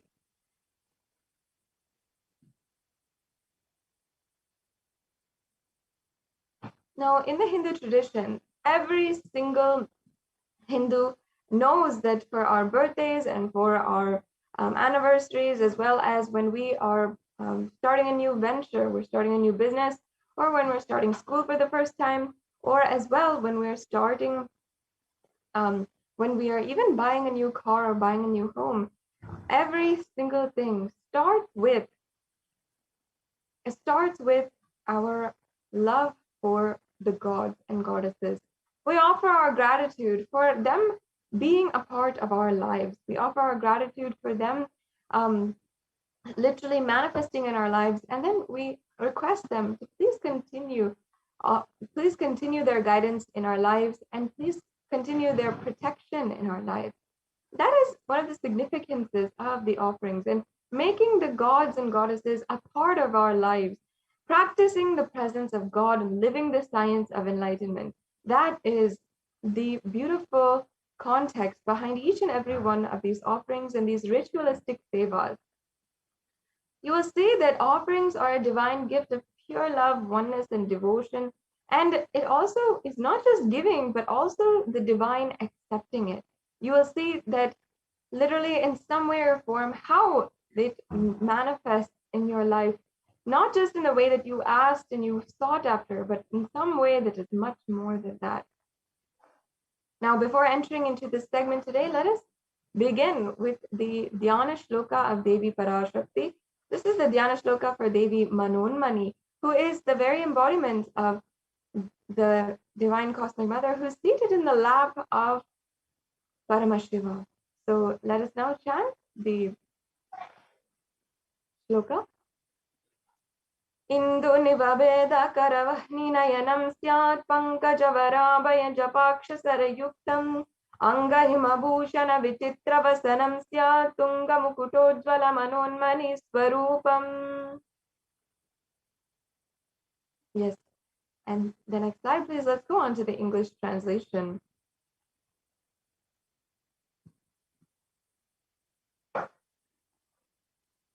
It says, moon-like face, holding the Vedas on hand and fire in eyes, with lotus flower gracing and blessing hands, and one hand with the japamala, beautifully decorated with jeweled ornaments. In wonderful clothes and shining bright crown, her name is Manonmani. Let's go on to the next Dhyana Shloka. Understand that each and every one of these Dhyana Shlokas is literally invoking the presence of Devi Parashakti and describing her most splendid form, most beautiful form, which literally invokes that visualization of Devi Parashakti inside of us. Yes, let us now chant the next Dhyana Shloka. Dhyaye devim trinetram shashinibhavadhanam vedahastam dadanam Savye padmam varadamapare jabhayam chakshamalam Divyairabarane vibhushitatanum brahmadibhipujitam Devimeva manonmanim pratidinam kamatra dhatrim shubham.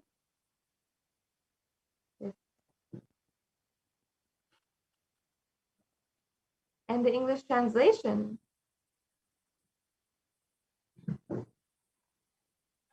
Literally here it means Dhyaye Devim Trinetram, means I meditate on Devi with three hands, with the moon and holding the Vedas, lotus and gracing blessing and gracing hands. She is wearing the beautiful ornaments, and she is worshipped by Brahma and other many gods and worshipped and showers auspicious boons for all actions every day.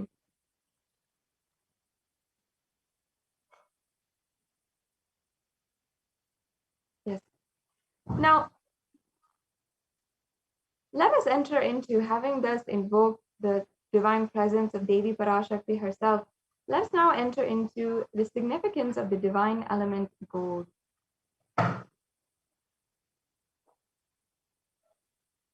In the Vedic scriptures, there is actually so many divine properties associated with gold. And in our day and age, we place a lot of value in gold. However, it is not the pure sacred qualities of gold that actually we once valued with gold at one time. We often, in our society, we always give gold trophies. We always place value in our relationships with gold gifts. However, never do we really understand the sacred properties of gold. Gold is a divine element. It purifies anything that it touches.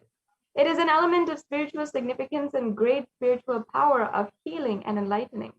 The vibration of gold has power to infuse sattva energy and positive thought currents in anyone who wears and anyone who sees and operates in its vicinity.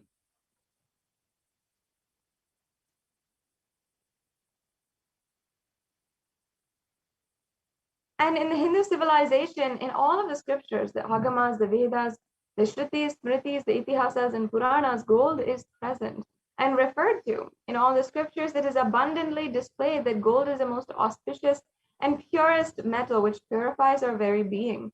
In the Hindu civilization, everything was built in gold and exchanged in gold. Ritual fees were offered in gold bricks, and when one was to be saved from a life-threatening disease, they would offer the gold as a ritual fee. Gold was in abundance and used for weighing equivalent amounts of commodities, including cows. Kingdoms were built with huge doors of gold, and the streets would have huge columns and huge archways made of gold.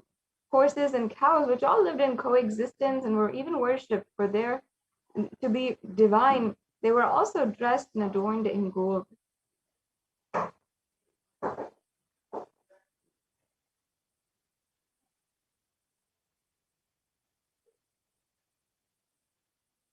Yes.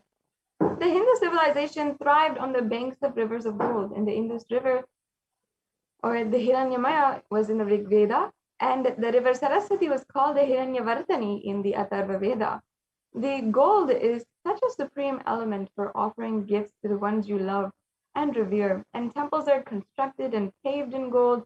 Deities are made in gold and decked and adorned in gold, and because it preserves the enlightenment energy for thousands of years, it literally lasts forever.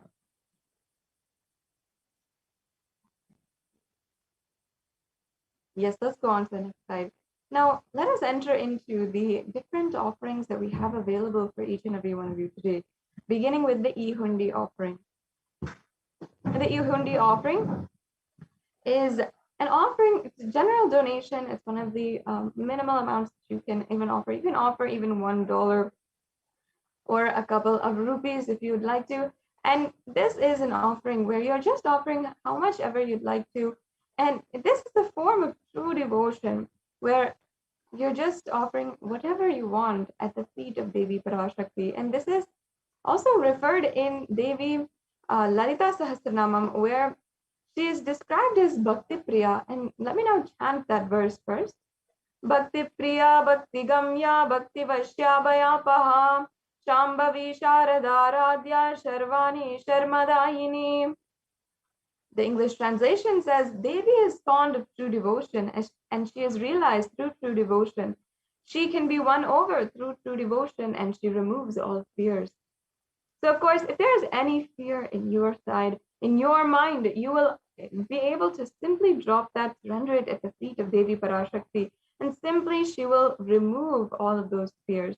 And Devi is also known to be worshipped in autumn, and it's not the seasonal autumn that comes every year, but in the autumn of our lives, when our thoughts are turning more and more inwards and we're becoming more introspective, we're questioning our purpose in our life, whatever it is, we start to become more and more conscious of ourselves, of our purpose, of our lives.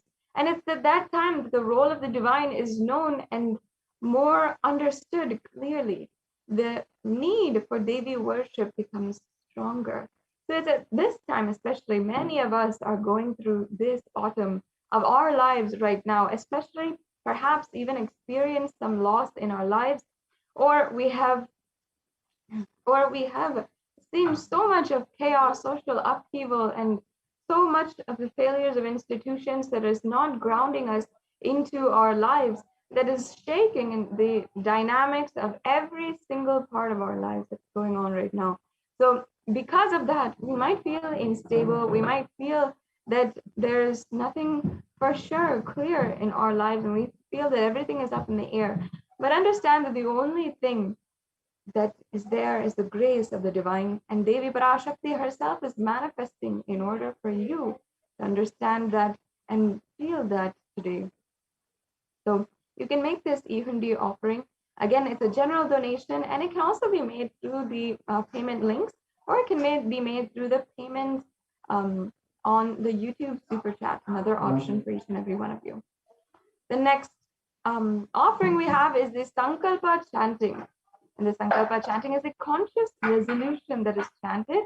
This is a general offering that can be made, and not just for Devi Parashakti, but in general as well towards the Supreme Pontiff of Hinduism.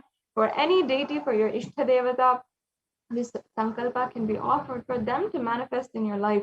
And the Sankalpa has so many beautiful meanings, and embedded within its lines, in the sacred lines of this chant, have the blessings for going beyond all of the fear, greed, and lust patterns, all obstacles that are removing you from the space of Kailasa, the space of Paramashivoham, and as well being able to manifest the oneness, manifest all the powers, being able to have the divine qualities as well. All of these are the different prayers that we are invoking, and we are deeply requesting the divine to grace us with in this Sankalpa mantra. So in the Devi Mahatmyam, chapter 12, verse 34, there's a verse, and I'll just be reading out the translation here. It says, "The goddess enchants this universe, and she herself gives birth to this universe. That goddess, being prayed without interest in anything, gives the knowledge that leads to salvation and gives wealth in the materialistic sense." So as you can see, without asking any or having any conditions, or without having any vested interest, Devi Parashakti showers her blessings on us. Yes. And the next offering we have is the Sahasranama Swarnakastu. And this offering is referenced from the Lalita Sahasranamam, verse 731, where Devi Parashakti is described as Nama Parayana Prita, meaning she who likes the repetition of her various names. This is an offering of the 1008 names of Devi Parashakti, and it's a very special and unique archana offered to the Mahameru of Devi Parashakti. You can offer a gold coin inscribed with each and every one of these names of the 1008 names of Devi Parashakti, and receive the blessings to manifest each and every one of these Ananta Kalyana Gunas, all these divine qualities of Devi Parashakti in your life. Yes, let's go on.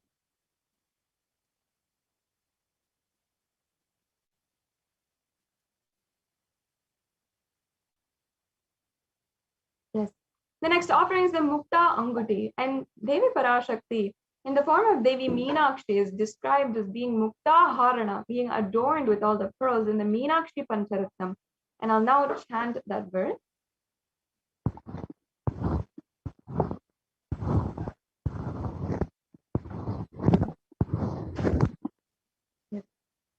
Muktaharanalasatkiritaruchiram Purnendu Vaktra Prabham Shinjannu Purikinkini Manidaram Padma Prabhabasuram Sarvavrita Palapradam Girisutam Vani Rama Sevitam Meenakshim Pranatosmi Santatamaham Karunyavaram Nidim. And the English translation says, I bow down to the goddess Meenakshi, whose crown of garlands of pearls and face shining like the full moon, who wears anklets that are studded with gemstones and has small bells, who is shining like the splendor of a lotus, who grants all the wishes, the daughter of the mountain, who is worshipped by goddess Vani and Rama. I remain ever bowing to the goddess Meenakshi, the ocean of compassion. Such a beautiful verse. And The pearl actually is associated with Devi Meenakshi, as she is the very embodiment of compassion, and the pearl is also a symbol of compassion as well. So you can offer this beautiful Mukta Anguti, the finger ring with a pearl, and you can offer it as well, and literally be blessed with all of the compassion of Devi Parashakti being showered upon you in all of your business endeavors and all of your ambition in your life. Yes, let's go on to the next.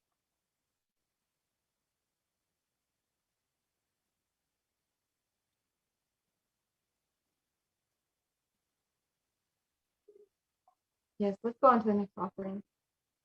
The next offering we have is a Swarna Padma Pushpa, the golden lotus. And in the Kamikagama, it actually says all the kalasas should be wound around with suitable thread and covered with new cloth, and they should be adorned with a lotus flower made of gold.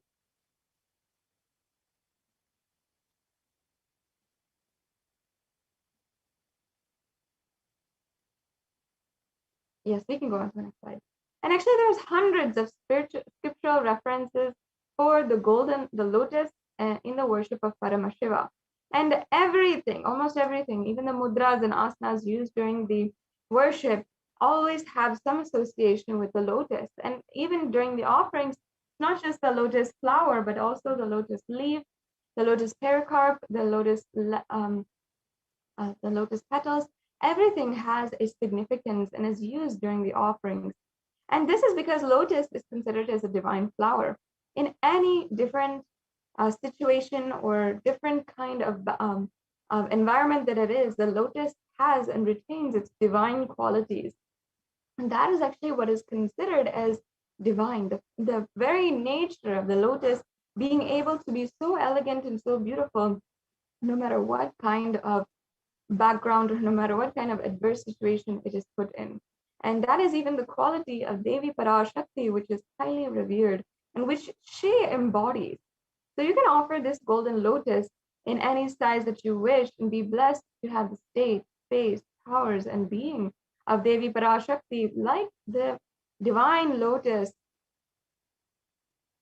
and be able to radiate that elegance and radiance and resilience in every adverse situation of your life. Yes, let's now go on to the next offering. The next offering is the Swarna Metti, and that is the gold toe ring. In popular culture today, the toe ring has become very fashionable.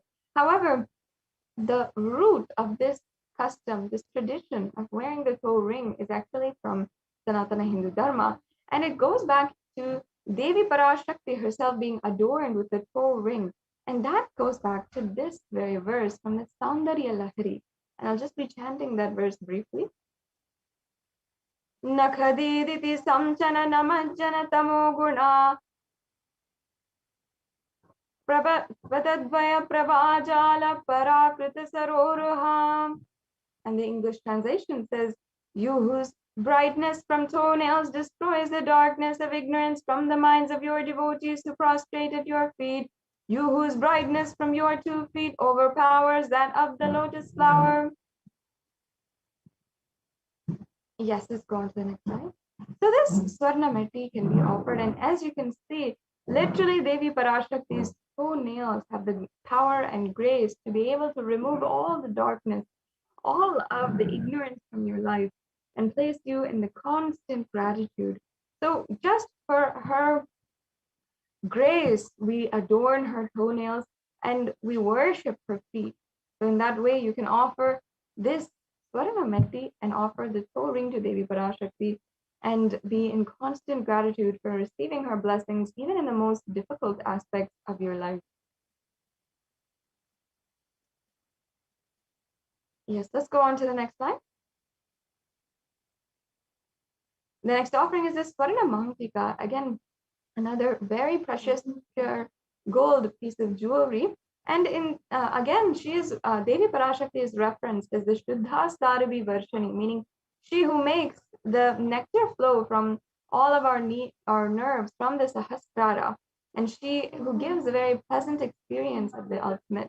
The Mangtika represents that nectar flowing from the Sahasrara Chakra, which is fully open. And for those of you who don't know, the Sahasrara Chakra is the 1,000-petaled lotus chakra, the energy center at the crown of our head. And this beautiful verse describes how Devi Parashakti literally has the 1,000-petaled lotus open, and she is literally described as being the one who gives us that very pleasant experience of the ultimate. So you can offer this Swarna Mangalika and be in the completion and have that overflowing gratitude as well, and be blessed to receive the blessings of Devi Parashakti. Yes, let's go on to the next offering.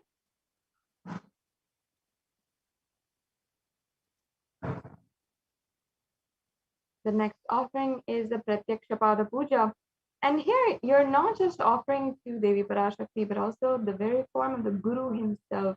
And there's numerous scriptures, whatever it is, the Guru Paduka Stotram or the Guru Gita, that speaks about the values of the Guru Tattva, the principle of the Guru. And the Supreme Pontiff of Hinduism himself has described his beautiful Guru-disciple relationship with Arunagiri Yogeshwara, and has initiated millions of us disciples across the world into manifesting this beautiful relationship, which can literally transcend us to the ultimate.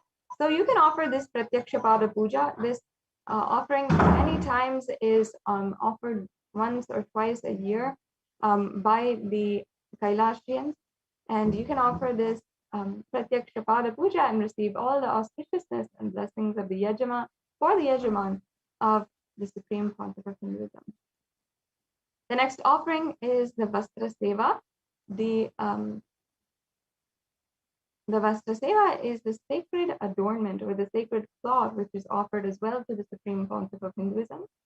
You'll again also be blessed with all the auspiciousness in your life with this offering.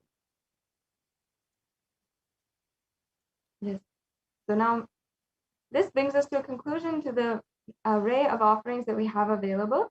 And in the next slide, you'll be able to see a summary of all of the offerings.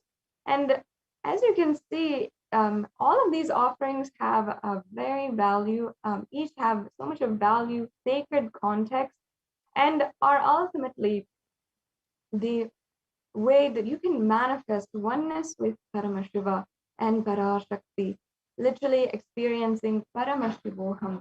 And as you can see, from the Egundi offering until the end, until the Vastra Seva, we have so many various levels, different offerings and options that you have. You never need to feel insufficient in any way or unable to make an offering if you want to. You can make an offering and you can experience this extremely beautiful grace and blessings of Devi Parashakti today.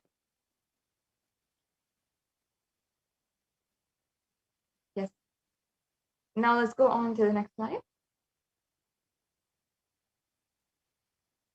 Yes. So as you can see, we have a 3-stage step where this is the pre-payment process, the payment process, as well as the post-payment process.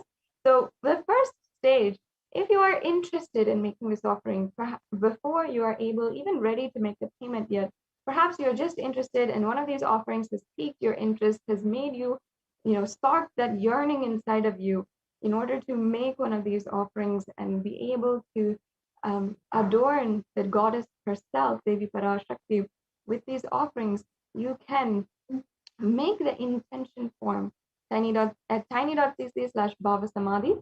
You can fill out this intention form, and you can ensure that you are make sure that you are filling this out, and you will be making the sankalpa, the conscious resolution to make an offering today. So, and the next options you have here is if you are ready for the payment, you can make the payment at tiny.cc/Devi-offerings. In this link, you will be able to see the various different offerings that are available. You can select that, and then there's this just a few clicks, and you can fill out your payment information and then make your payment. It's a very easy process, and many of us are used to online shopping. It's very much like that. So you can go ahead and make your payment in that same way. Finally, if you would like to, if you have already made your payment, once you are done with the payment, make sure that you have submitted your details for the puja. And that is your names and the names of the people on behalf of whom you're offering this puja. And this is very important last step. It ensures that your names are chanted during the puja. So you can go to tiny.cc/sankalpa2021 and ensure that you are making this form as well. So now this brings us to a conclusion of this segment in today's program.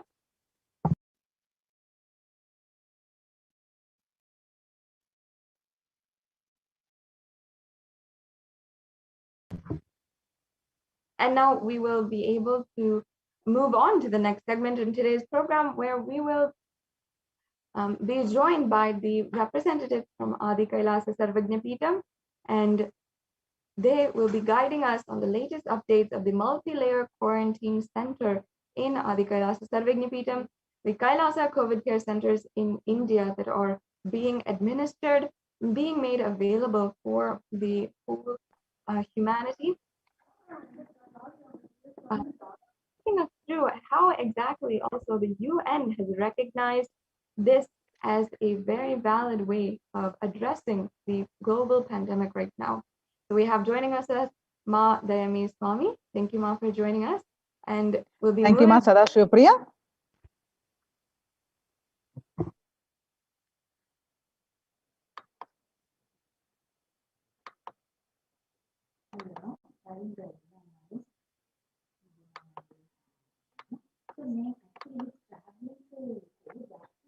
Yes, Nithyanandam, everyone. Welcome back. For this segment of this program, Kailasa's Department of Enlightened Civilization presents the Kailasa's multi-layered quarantine opportunity for India during the COVID-19 as a practical solution resulting in health, joy, and bliss. With the blessings of the Supreme Pontiff of Hinduism, Jagat Guru Mahasannidhanam, His Divine Holiness Bhagavan Nithyananda Paramashivan's blessings, let's start with the Sadguru Vandanam. Nithyanandam Paramasugadam Kevalam Jnanamurtim Dvandvatitam Gagana Sadrusham Tattvamasyadilaksham Ekam Nityam Vimalamachalam Sarvadi Sakshibhutam Bhavatitam Trigunarahitam Sadgurum Tam Namami.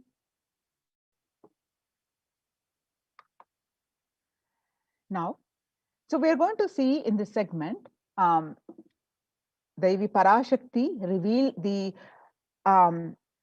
mental status of the COVID-19 pandemic due to that across the world, how the people are suffering and what needs to be done following the doing the yoga, following the spiritual practices, and what Supreme Pontiff of Hinduism revealed of these in detail descriptions and how he established the temple ecosystems across the world, which has become the Kailasa's de facto embassies to protect each one of you from this pandemic, which is resulting in health, joy, and bliss.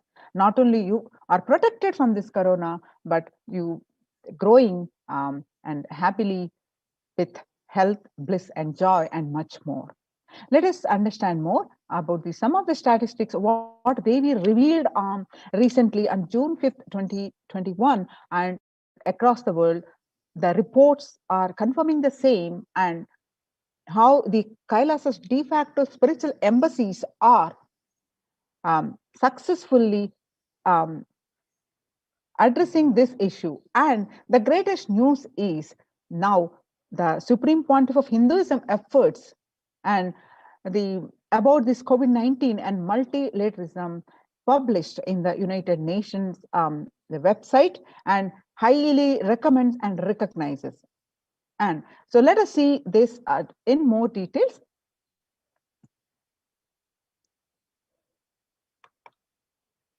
The revelations to the world by the Devi Parashakti on June 5th, 2021. Devi revealed that not only people dying in crores, financial and mental retardness, you will also see minds getting collapsed. Freedom from all this is suffering of this whole pralaya is the life of living enlightenment. First, prevent yourself from this deadly corona. Oh, people, do the job of saving your life as the first priority. Listen properly, people. The only way to protect yourself from this overflowing cosmic pralaya and from the demonic people who search for destruction for themselves and for the others because of pralaya, go to Adi Kailasa, getting shelter at the feet of Paramashiva. Save yourself from corona and death. Economic crisis and mental collapse that is formed because of corona. Save yourself and move towards living enlightenment. Move towards Paramashiva, Paramporul, doing yoga and tapas, doing seva to all the devotees of Paramashiva and live a good life. Just for that, I have opened the doors of Adi Kailasa for all those in the universe, not only human beings, as even siddhas, jnanis, and yogis have come and are doing penance in Adi Kailasa. For everyone who come, goodness, prosperity, jnanam, and yogam will overflow. Do not have fear, bliss is there. Do not have worry, I will protect with goodness. Just for that, I have opened the doors of Adi Kailasa for all those in the universe, not only human beings, as even siddhas, jnanis, and yogis have come and are doing penance in Adi Kailasa. For everyone who come, goodness and prosperity, jnanam and yogam will overflow. Do not have fear, bliss is there. Do not have worry, I will protect with goodness. Happiness is there, enlightenment is there. Do not have fear, bliss is there. I am solving sufferings. I am the Samaya Purattu Kannatal who comes and helps at the right time.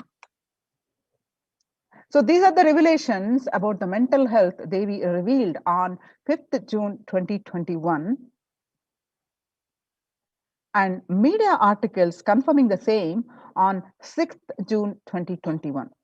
According to the psychiatric symptoms like depression, anxiety exhibited by the COVID-19 patients, according to a new study, the neurological symptoms like depression and anxiety are also showing to be common in those who have contracted COVID-19, even in more mild cases.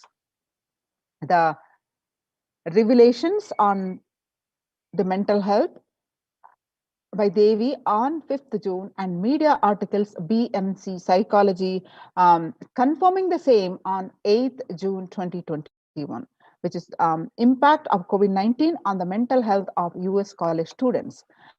The results indicate that the students closer to graduating faced increases in anxiety, which is 60.8%, feeling of loneliness, which is 54.1%, and depression, which is 59.8%.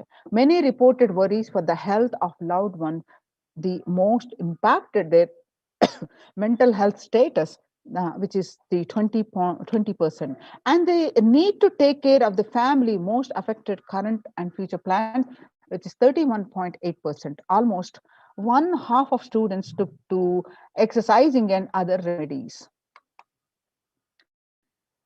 The revelations of the Devi on the mental health on June 5th, and the researchers confirming the same on 10th June 2021.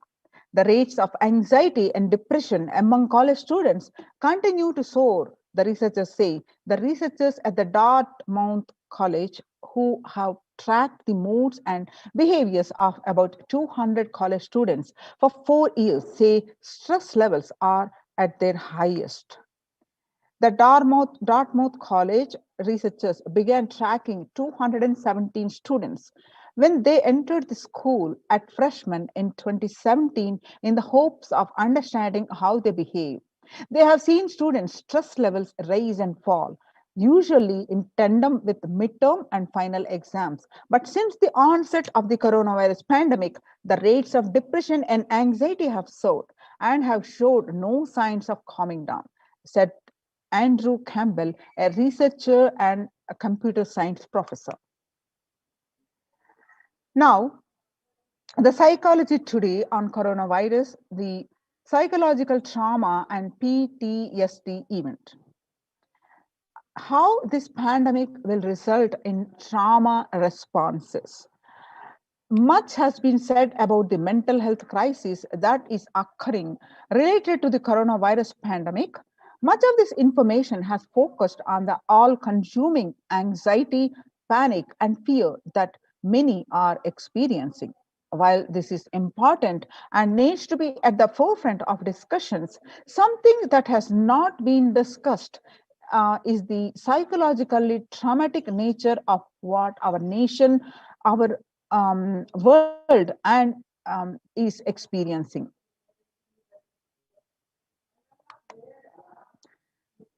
The increased prevalence of the post-traumatic stress disorder expected to emerge as a primary factor driving the growth of the global post-traumatic stress disorder PTSD therapeutics market over the period of assessment.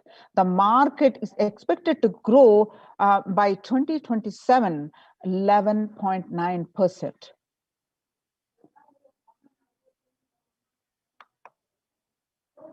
The CNN on coronavirus pandemic's impact on global mental health is already extremely concerning. The United Nations says the CNN there is a high prevalence of mental distress in countries across the globe due to the coronavirus pandemic, especially among the healthcare workers and children. According to the United Nations and the World Health Organization, the impact of the pandemic on people's mental health is already extremely concerning. The World Health Organization Director General Tedros Adhanom said in recent news release. It is now crystal clear that mental health needs must be treated as a core element of our response to and recovery from the COVID-19 pandemic, Tedros added in a news release to CNN.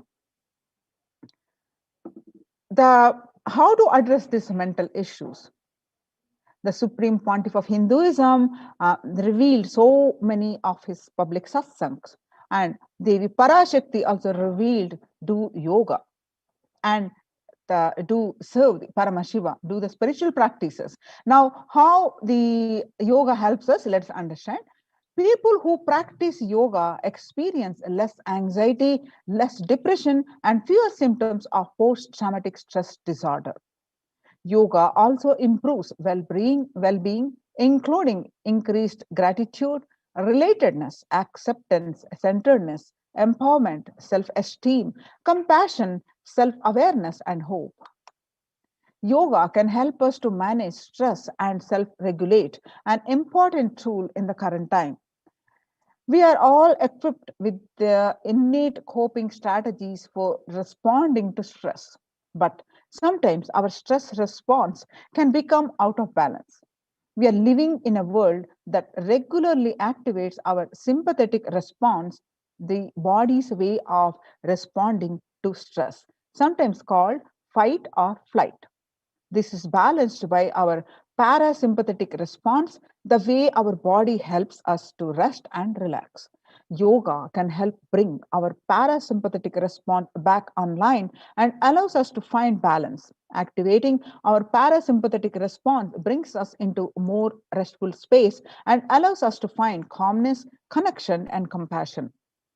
The deep, mindful breathing of yoga and meditation stimulates the vagus nerve, which activates the parasympathetic nervous system and supports self-regulation and stress management.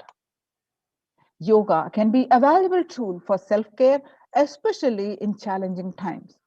Yoga is now being used as an empirically based treatment, often in combination with other interventions, but with benefits for both physical and mental health. Many clinicians are recommending yoga as it may help support the effectiveness of traditional treatment approaches. Psychology Today in the articles, when we actively choose a tool of self-care, we better equip ourselves to survive and seek resilience in different circumstances. While it is but one tool, yoga offers the potential for connection and well-being, even in these challenging times. And next, spirituality benefits mental health. Researchers show that individuals have better mental health if they belong to a particular community or have religious beliefs. Spirituality can help people in many ways. First and foremost, spirituality or religion can help people find meaning in their lives, which is instrumental in improving one's mental health. Spirituality can perhaps help you connect with your divine self. In addition to endowing meaning to your life, it has the potential to improve mental, physical, and emotional well being as well. It has been a source of relief and comfort from various challenging issues for thousands of years. Now, revelations to the world by the Supreme Pontiff of Hinduism, Jagadguru Mahasannidhanam, His Divine Holiness Bhagavan Nithyananda Paramashivam on 22nd May 2021. He revealed that Paramashiva is very clear. Focus on making your body alive, life alive. Mind is obsessive compulsive reaction. It is nothing but a bunch of unconscious reactions. Do not try to sympathize with the mind. Make your body and life alive. That is the only priority for all of you. I am talking to everyone who has a little love and sympathy for me. For all of you, take this as a guru walk. Make your body consciously strong. Gym will build muscles, make you look very nice in the outside, but only yoga and Ayurvedic lifestyle will make your body conscious. Just see all over the world, all the gym bodies are just dropping dead. Only yoga will make your internal organs strong and your ability to manifest consciousness strong. Let me give you the solution from Paramashiva to protect yourself from this whole pralaya, not just from corona.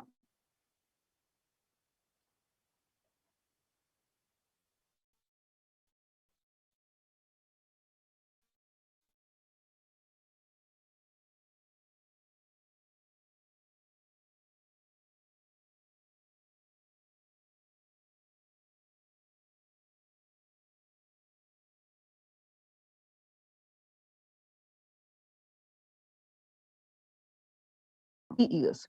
I have enough evidence that 3 years back I trained the whole Kailasa. First, the devotees in their own homes. Second, the Kailasa Vasians inside the Sangha, physically, mentally, psychologically, or consciously for quarantine lifestyle. For being active without getting mentally broken by being in one place. Doing intense yoga, making the body and internal organs strong. Taking bilva leaf, neem juice, tulsi, haritaki, triphala churna, Ayurvedic lifestyle of less food and more energy, more activism. I only told it is for an important reason. Please wake up. Quarantine yourself. Build your body. Don't bother about your business or any other profit and anything else. This year, if you are alive, that is the greatest profit. Now, let us see what Devi revealed, the Supreme Pontiff of Hinduism revealed, has been consistently emphasizing the importance of doing yoga, doing the spiritual practices and quarantine lifestyle, and successfully the Supreme Pontiff of Hinduism has been successfully implemented in his de facto spiritual embassies across the world, and especially in India, it is open to one and all the Kailasa's de facto spiritual centers, and the fair amount of success has been achieved by these spiritual centers, and it is now recognized by the United Nations, and it published in his website the recognizes Kailasa's report on COVID-19 and multilateralism. You can see the screenshot from the Supreme Pontiff of Hinduism's Facebook page. You can see some more screenshot of this detailed report. You can go ahead and click on the Supreme Pontiff of Hinduism's Facebook page and click on this article and read the thorough report, including the supporting various documentation, the articles. The report published on their website, the United Nations website, https://www.ochr.org. Adi Shaivite minority tradition and the globalization of disease has led the world to be only as resilient as the least resilient country and person, especially for highly contagious COVID-19, which has spread the scale of and severity not seen since Spanish flu. The variants of the virus, such as Delta and Delta plus Epsilon, Gamma, and such, continue to threaten even those vaccinated. Secondary diseases such as black fungus are targeting COVID-19 patients and killing almost 1 in 2 persons in such cases.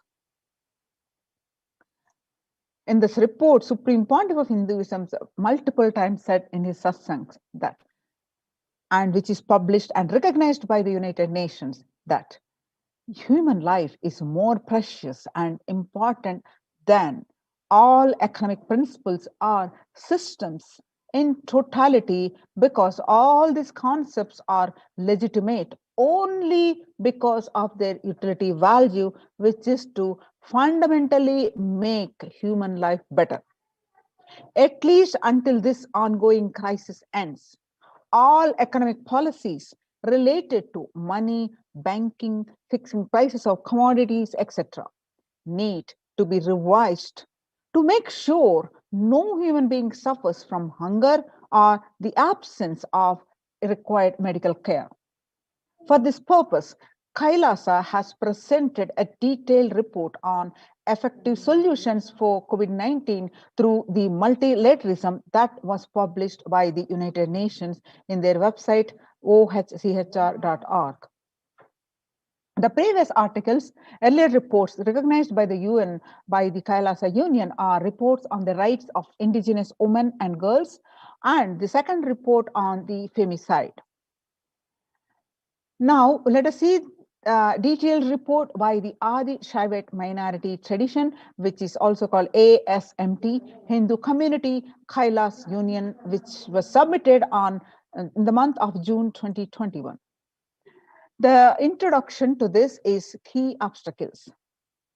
First, the globalization of disease has led the world to be only as resilient as the least resilient country and person, especially for highly contagious COVID-19, which has spread with scale and severity not seen since Spanish flu.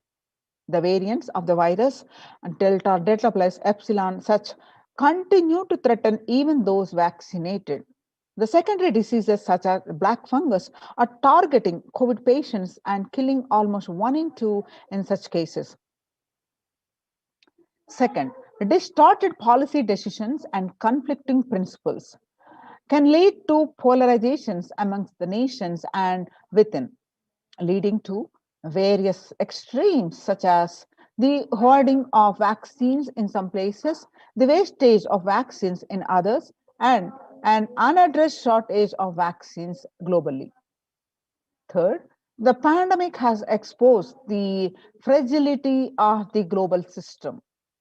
The disruption in the supply chain is especially worrisome for essential food supplies, which disproportionately affects the already most vulnerable even more. Fourth, lockdowns have brought the global economy into crisis. bringing recessions and worsening unemployment rates. Frequent lockdowns and the ongoing threats of famine, especially in the countries where employment is predominantly informal, are exacerbating worries that starvation may cause more suffering than the virus itself. Far more than the SDG2, the zero hunger, the number is now predicted to come close to 1 billion. You can see the supporting articles here, which are part of the submission, which is published. Now, we've seen the key problems. Now, the solution suggested by the Supreme Pontiff of Hinduism and which has been highly appreciated and recognized by the United Nations. Now, what are the solutions? Let us see. First, revised economic policies. Human life is more precious and important than all economic principles or systems in totality, because all these concepts are legitimate only because of their utility value, which is to fundamentally make human life better. At least until this ongoing crisis ends, all economic policies related to money, banking, fixing prices of commodities, etc., need to be revised to make sure no human being suffers from hunger or the absence of required medical care. Next, as per Hindu principles, the world, including the economy, evolves through 5 phases. First, creation or growth. Second, sustenance or stagnation. Third, recession or revitalization. Fourth, reinvention. Fifth, breakthrough. As per Hinduism, conventional economic growth is observed when best practices are applied diligently. However, during times of crisis, lead us to the 4th and 5th phases, wherein the need to reinvent and deliver a breakthrough becomes both a survival need and an opportunity to surpass any means and measures of conventional economic growth. Next is, according to the Keynesians, the increased public expenditure during the Great Depression of 1929 improved the economy. However, the government never completely gave up trying to balance the budget, which resulted in it never spending enough to bring the economy out of recession until the Second World War. Similarly, the current crisis requires governments to temporarily discard trying to balance the economic interest that compromise the quarantine safety and put human life at risk, and rather reinvent their economic strategies and multilateral coordination for benefiting during the subsequent breakthrough period after the end of the crisis. Next is Hindu multilateralism. There is an immense inequality in the capacities of governments, the organizations, and people on 2 grounds. First is health response, second is economic recovery.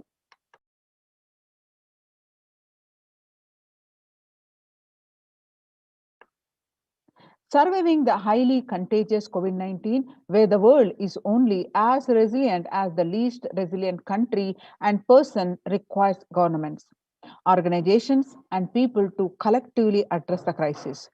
From 3200 BCE, 56 nations in Asia had multilateral treaties based on the Hindu principle Vasudhaiva Kutumbakam. That means the entire world is my family, which is the scriptural reference from Maha Upanishad, chapter 6, verse 71 to 73.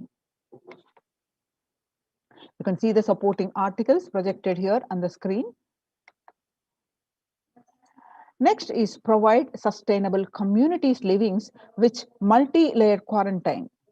home or self-quarantine is not a viable solution for vast majority of people for either health safety or economic reasons. In Assam, home quarantine has been reported to be a primary reason for a large number of deaths. In some places, governments have moved people out of home quarantine to COVID care centers.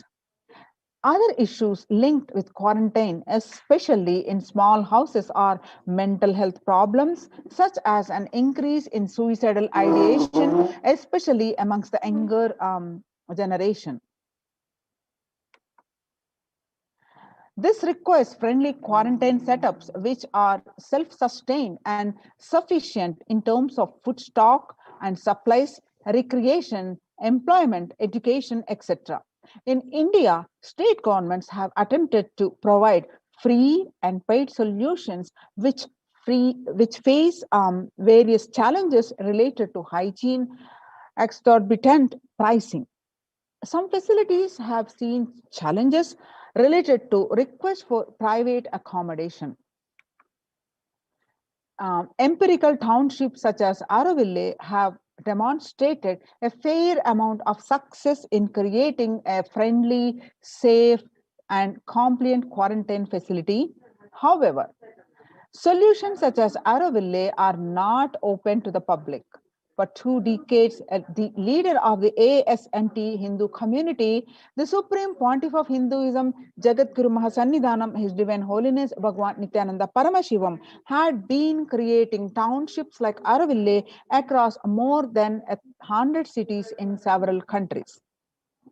Most of these townships, such as the ASMT Monastery India, Bangalore, have been open to offer multi-layer quarantine as free public service with the free food and accommodation, free internet to work from home, that is monastery.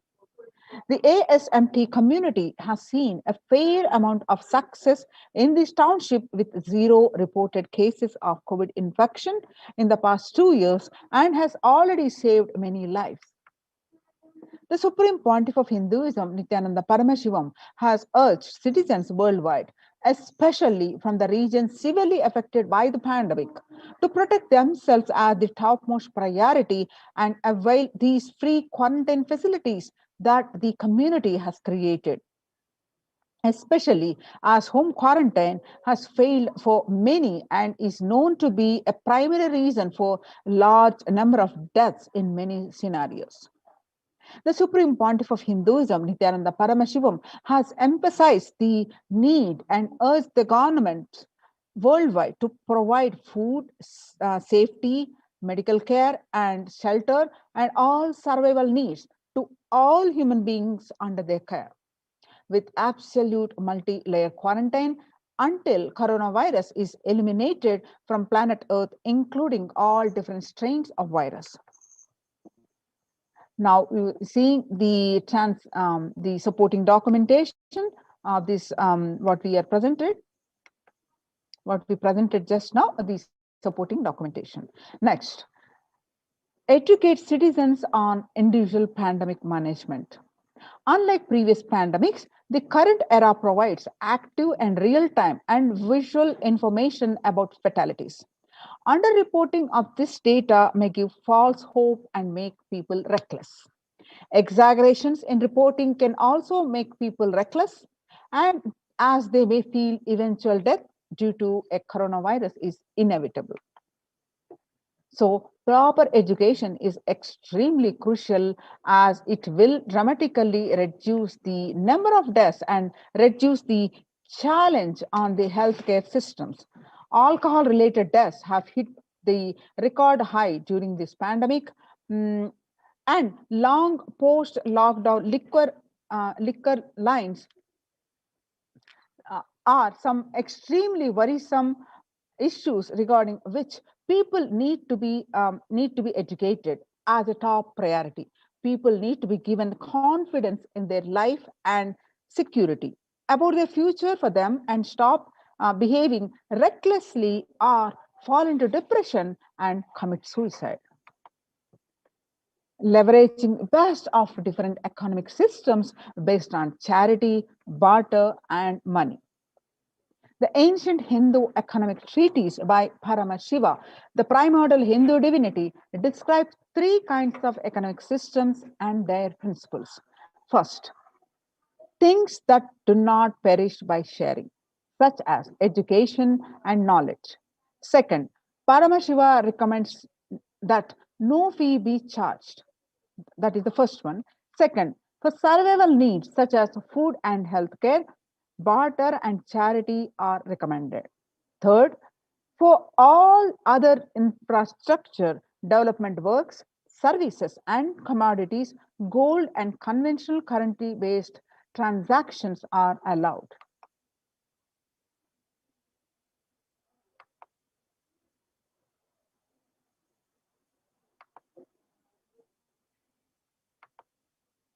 These systems are still in practice in the modern day recently studied with their close relation to mainstream economics. The World Health Organization and GISAID provided early access to data regarding the virus. That is an example of an open knowledge-based economic policy where critical data about the virus was not monetized. Similarly, South Korea helped USA access mask and testing kits. And there was a hope that this would lead to a reciprocal arrangement in terms of vaccines, which is like a barter-based model allowed in food and healthcare. Next is Hindu policies for food security. A highly effective concept for ensuring food security in ancient Hindu nations was that of the food grain banks. There were prevalent until 18th century. The elderly in villages would start food grain banks with a seed capital of grains collected by fundraising. And if any person met with a crisis such as crop failure, a food grain bank would lend him grains in exchange for an interest.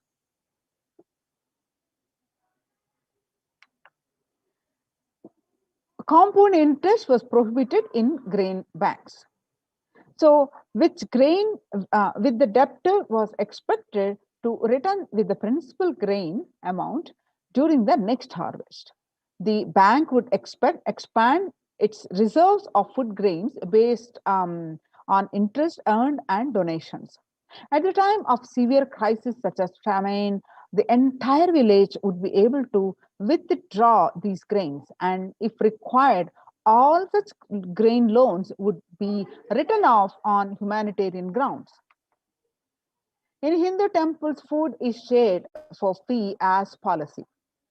This was the case in both ancient times and in modern times.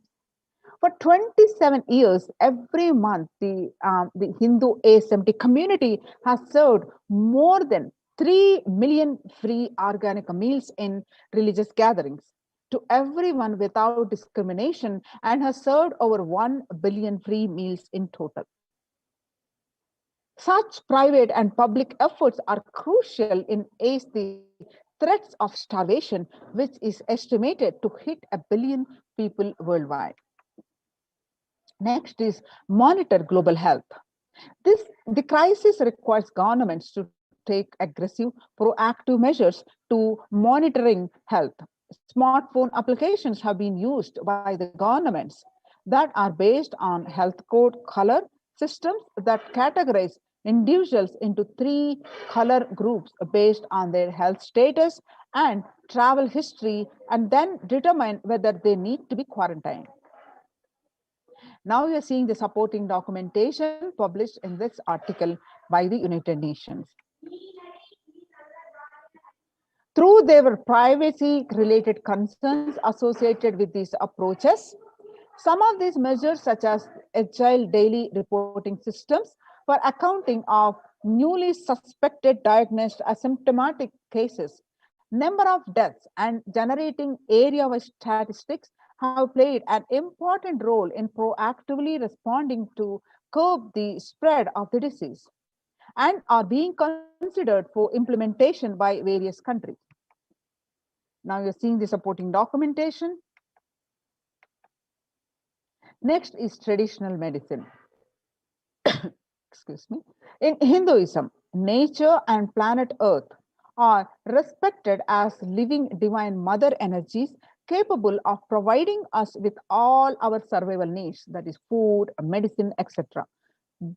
Through the traditional medicines such as TCM and Ayurveda are effective in addressing COVID-related issues. And a few years ago, a Nobel Prize was awarded for scientific work-based traditional medicines. The mainstream Western medicine has chosen to characterize Ayurveda as pseudoscience and TCM as unscientific. Such demeaning of traditional medicine systems have led nations to consider taking defensive unilateral decisions to protect their interest. The outright rejection of the traditional medicine is not wise, and such policies should be revisited, especially as these medicine systems are time tested and have kept people healthy for several generations. Kailasa Union recommends governments worldwide provide solutions like Kailasa's Hindu medicinal care, which includes completely free of charge services such as Ayurveda, Yoga, Siddha, Western medicines, and the multi-layered quarantine for complementing their ongoing public health efforts. You can see the supporting documentation here are projected.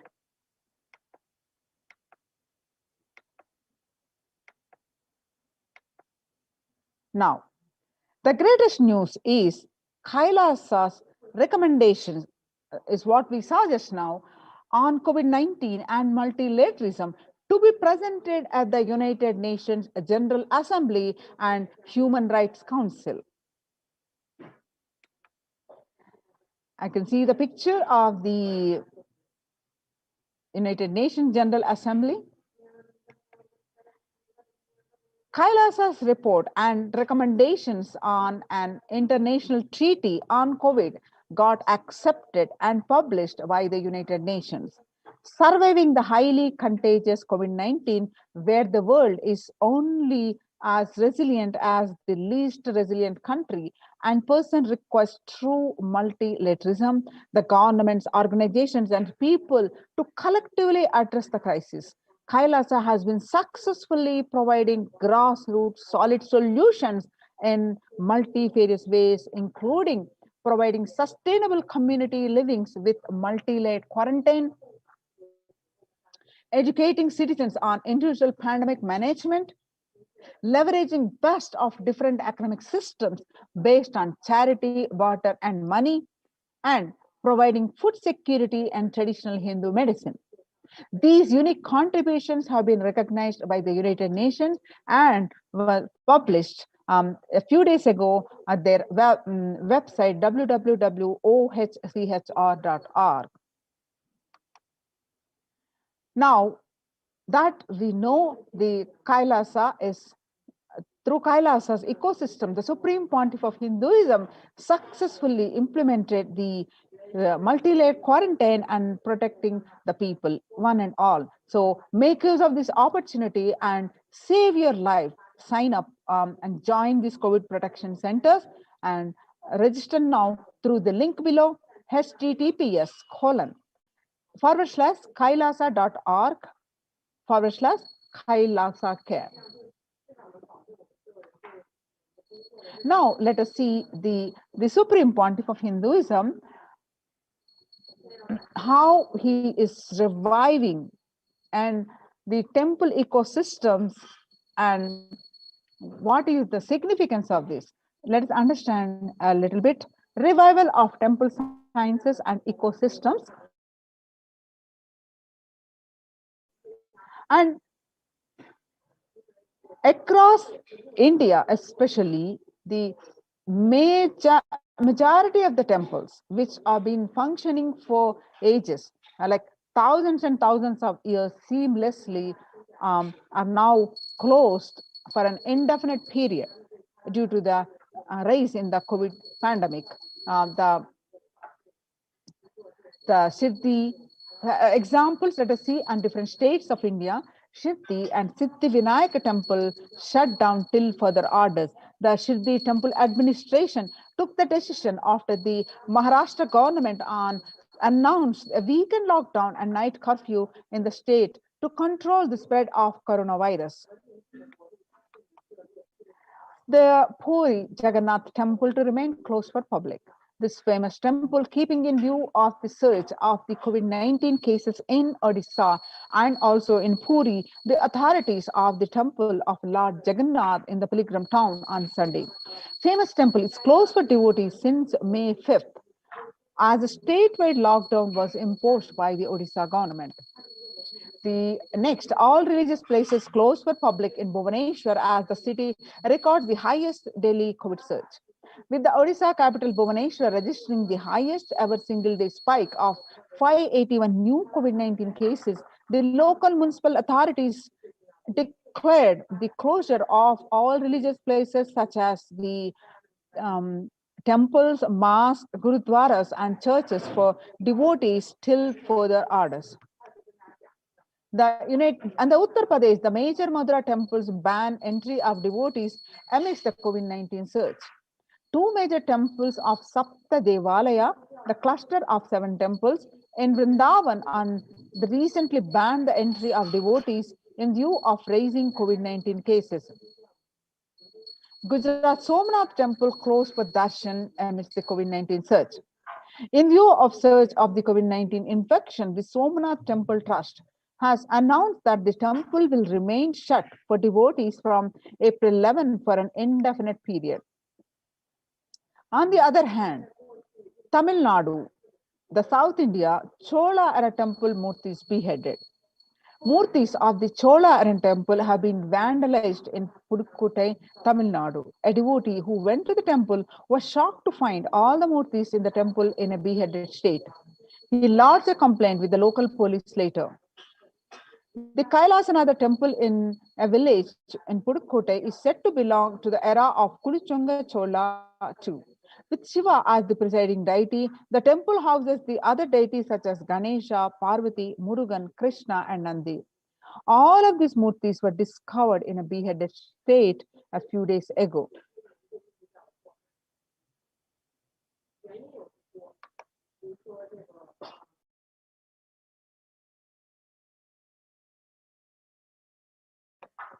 Now, let us see how the Supreme Pontiff of Hinduism contribution towards the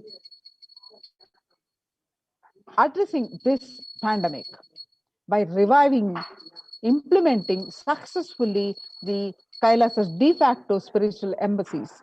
Now let us understand across the world, now in the times when COVID-19 is rampant and the ancient temples are in lockdown because of the risk of the widespread corona disease, we have seen some of these examples across the states of India.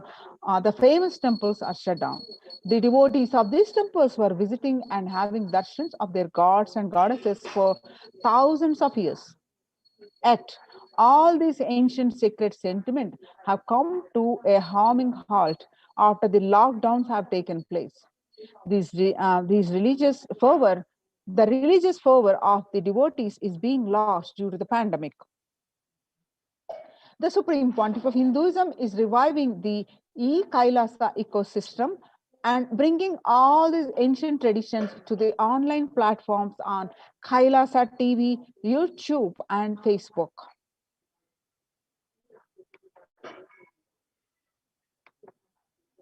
Now, let us understand the signs, the why we deity worship with the blessings of the Supreme Pontiff of Hinduism in his own words. Let's understand. Deities are not mere idols, they are embodiment of ideals.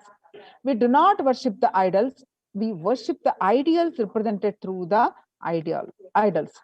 When the divine is present before him in a form that he can see, touch, and relate to, the transmutation becomes an easy and joyful process. Second, the deities in a real kshetra are always carved in the form of ancient masters and enlightenment beings. Even though no longer in the body, they can be invoked through the name or form they used while in the physical plane.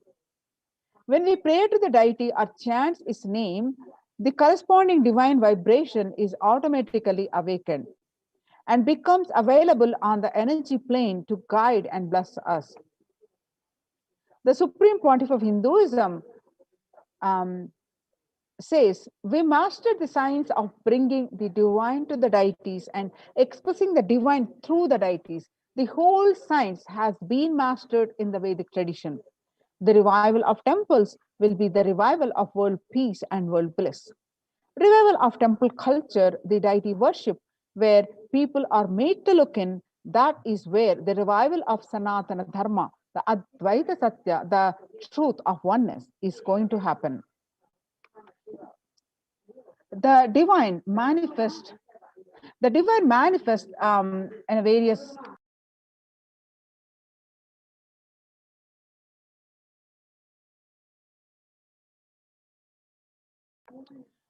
the divine manifests in various auspicious qualities to save a devotee or to save the world from a destruction. For example, Shiva saved Markandeya from death. Markandeya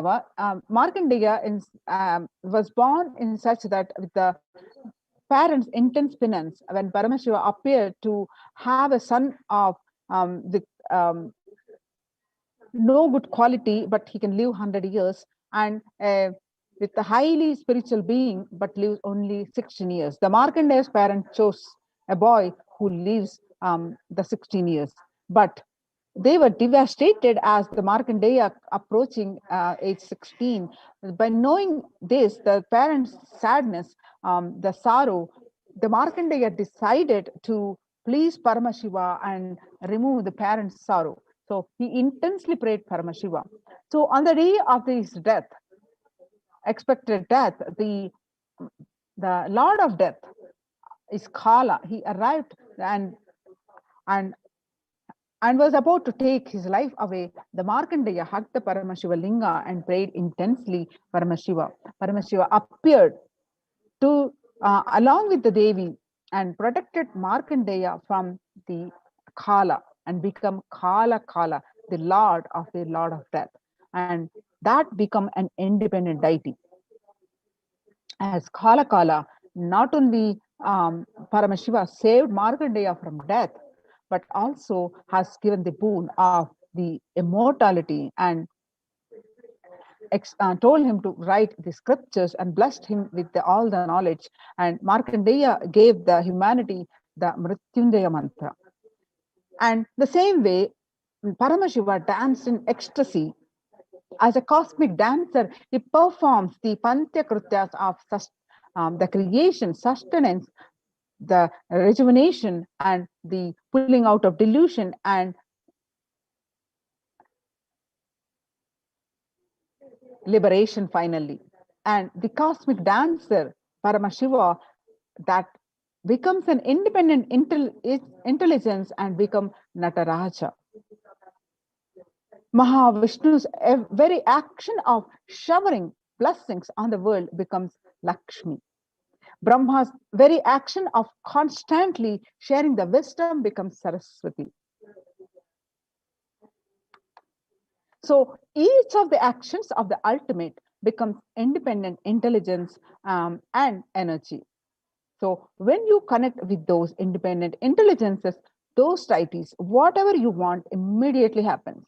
Whatever result you want, worship with right those divine energies who are the personification of those specific actions. Immediate results are achieved by connecting with those deities. In this world, this can be a powerful method through which you can achieve whatever you want in your life. Join now in these COVID care production centers. Register now through the link below, https://kailasa.org/Kailasa care. I repeat, https://kailasa, KAILAASA, kailasa.org/Kailasa care, KAILASA CARE.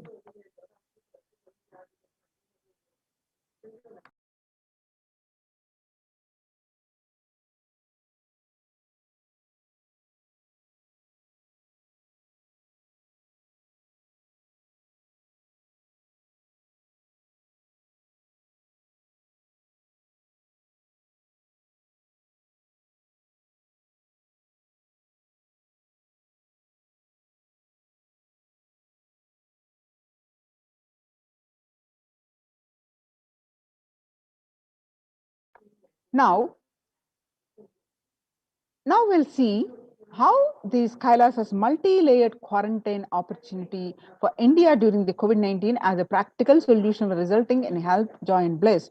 How the Kailasa de facto spiritual embassies, the level of the micromanagement, the level of details are implemented in these quarantine centers, in these de facto spiritual embassies by the blessings of the Supreme Pontiff of Hinduism. Let us understand more about this. Let us understand what Devi revealed in recently about the Krimi Bhojanam.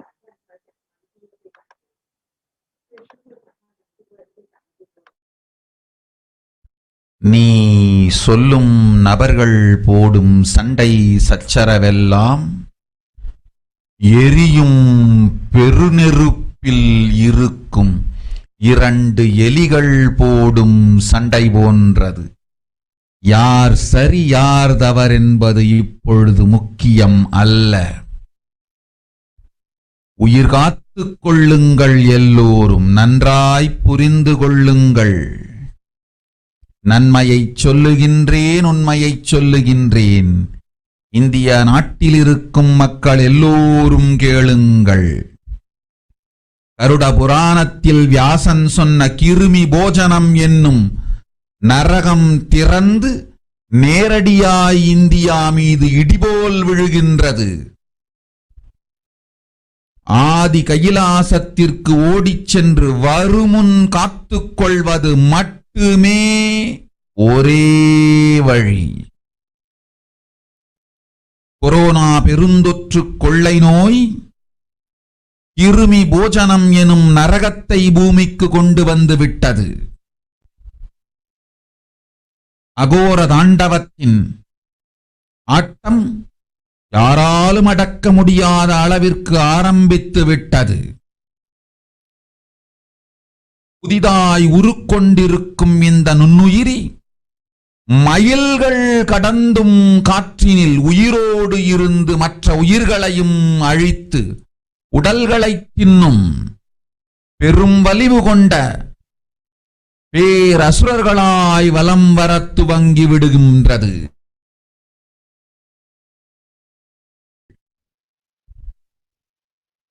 வருமுன் காத்துக் கொள்ளுங்கள், அது ஒன்றே வழி. அதற்காகவே ஆதி கைலாசத்தை திறந்து வைத்திருக்கின்றேன். உயிர் காத்துக் கொள்ள வேண்டி விரும்பும் எல்லோரும் ஓடுங்கள் ஆதி கைலாசத்திற்கு. இந்தியாவில்தான் இந்த நரகம் திறந்து உலகெங்கும் பரவப் போகின்றது. கிருமி போஜன நரகம் பூமிக்கு வந்துவிட்டது. மனிதர்கள் செய்த மகா கொடுமைகளினால். அன்னை முன்னின்று என் அடியவரை காப்பேன் சொல்வதை கேட்டு உயிர் காத்துக் கொள்ள விரும்புவோர் வருமுன் காப்பது ஒன்றே வழி என்று தெரிந்து செல்லுங்கள் ஆதி கையிலைக்கு. ஓம் நீ.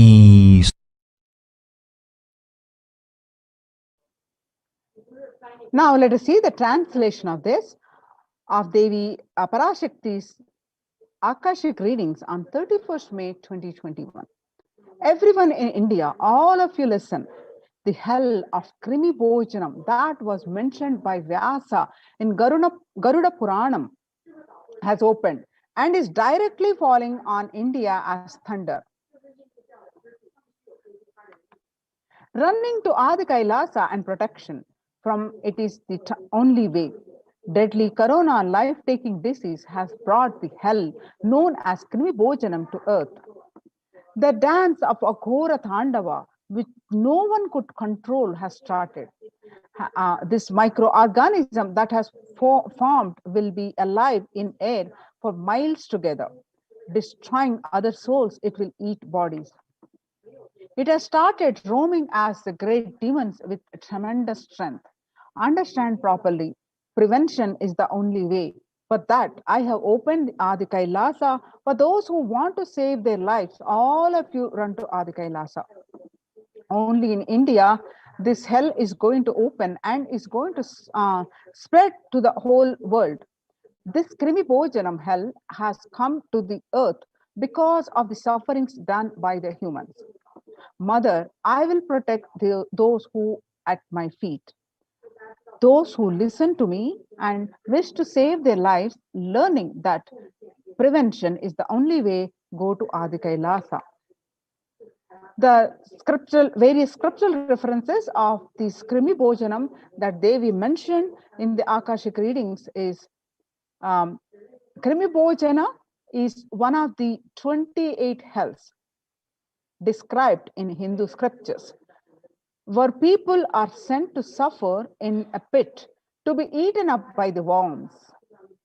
In Garuda Purana, one of the chapter, Cosmogony of Hell and the Nether Regions, the Devi Bhagavata Purana, chapter 21 on the narrative of hells, chapter 22 on the narrative of the sins leading to hells, the Shiva Purana, chapter 16, uplift from the hell, section 5. In Skanda Purana, chapter 12, redemption from hells, chapter 2 of the merit of visiting Setu, chapter 30th, the glory of Danishkoti. The Brahma Purana, chapter 20, hell in nether regions, and chapter 106, sufferings in hell. The Padma Purana, chapter 48, section on the nether world.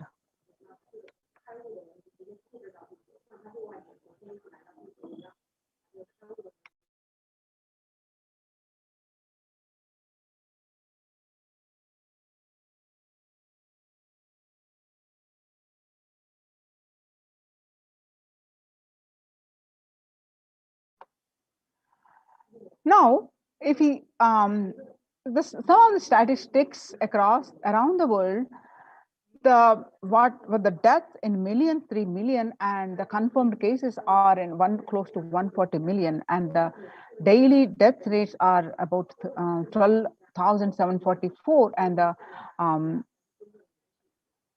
other related so many current state of the world statistics you can see here. A quiet revolution has permeated global health crisis. Authorities have come to accept what many researchers have urged for over a year. The coronavirus can spread through the air. The new acceptance by the World Health Organization and the US Centers for Disease Control and Prevention comes with concrete implications. Scientists are calling for ventilation systems to be overhauled, like public water supplies were in the 1800s after fetid pipes were found to harbor cholera. Cleaner indoor air won't just fight the pandemic. It will minimize the risk of catching flu and other respiratory infections that cost the US more than 50 billion a year.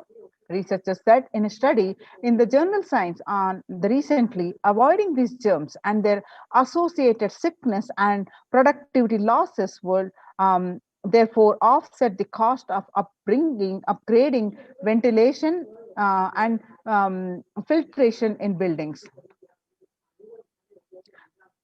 The SARS CoV2 virus can travel on very small particles that disperse quickly outdoors, but can build up inside. The indoors, these particles can affect people who stay more than 6 feet away. And the hodgepodge of mass Americans have adopted may provide some COVID protection, but they do not render an unsafe situation safe. Though scientists have been discussing airborne transmission for months, it was only last week that the World Health Organization and the CDE made this official. With the vaccine rollout still in its early days across the world, these officials should follow up these belated admission with guidance that unvaccinated people can use to minimize their risk. Now, the Mint published that the world's most infectious disease now airborne. In a letter, what have scientists told a World Health Organization? How does the disease pass from one person to another? The story so far, recently on June 6th, 239 scientists from 32 countries put their signatures on an open letter that said COVID-19 is also transmitted via aerosols. Title, it is time to address airborne transmission of COVID-19, and addressed to the World Health Organization, they said there was enough evidence to show that viruses are released during exhalation, talking, and coughing as microdroplets small enough to remain aloft and pose a risk of exposure at distances beyond 1 to 2 meters from someone who is infected over 3 feet to 6 feet, recommended for physical distancing between people to avoid transmission. The various statistics that you see across states of India.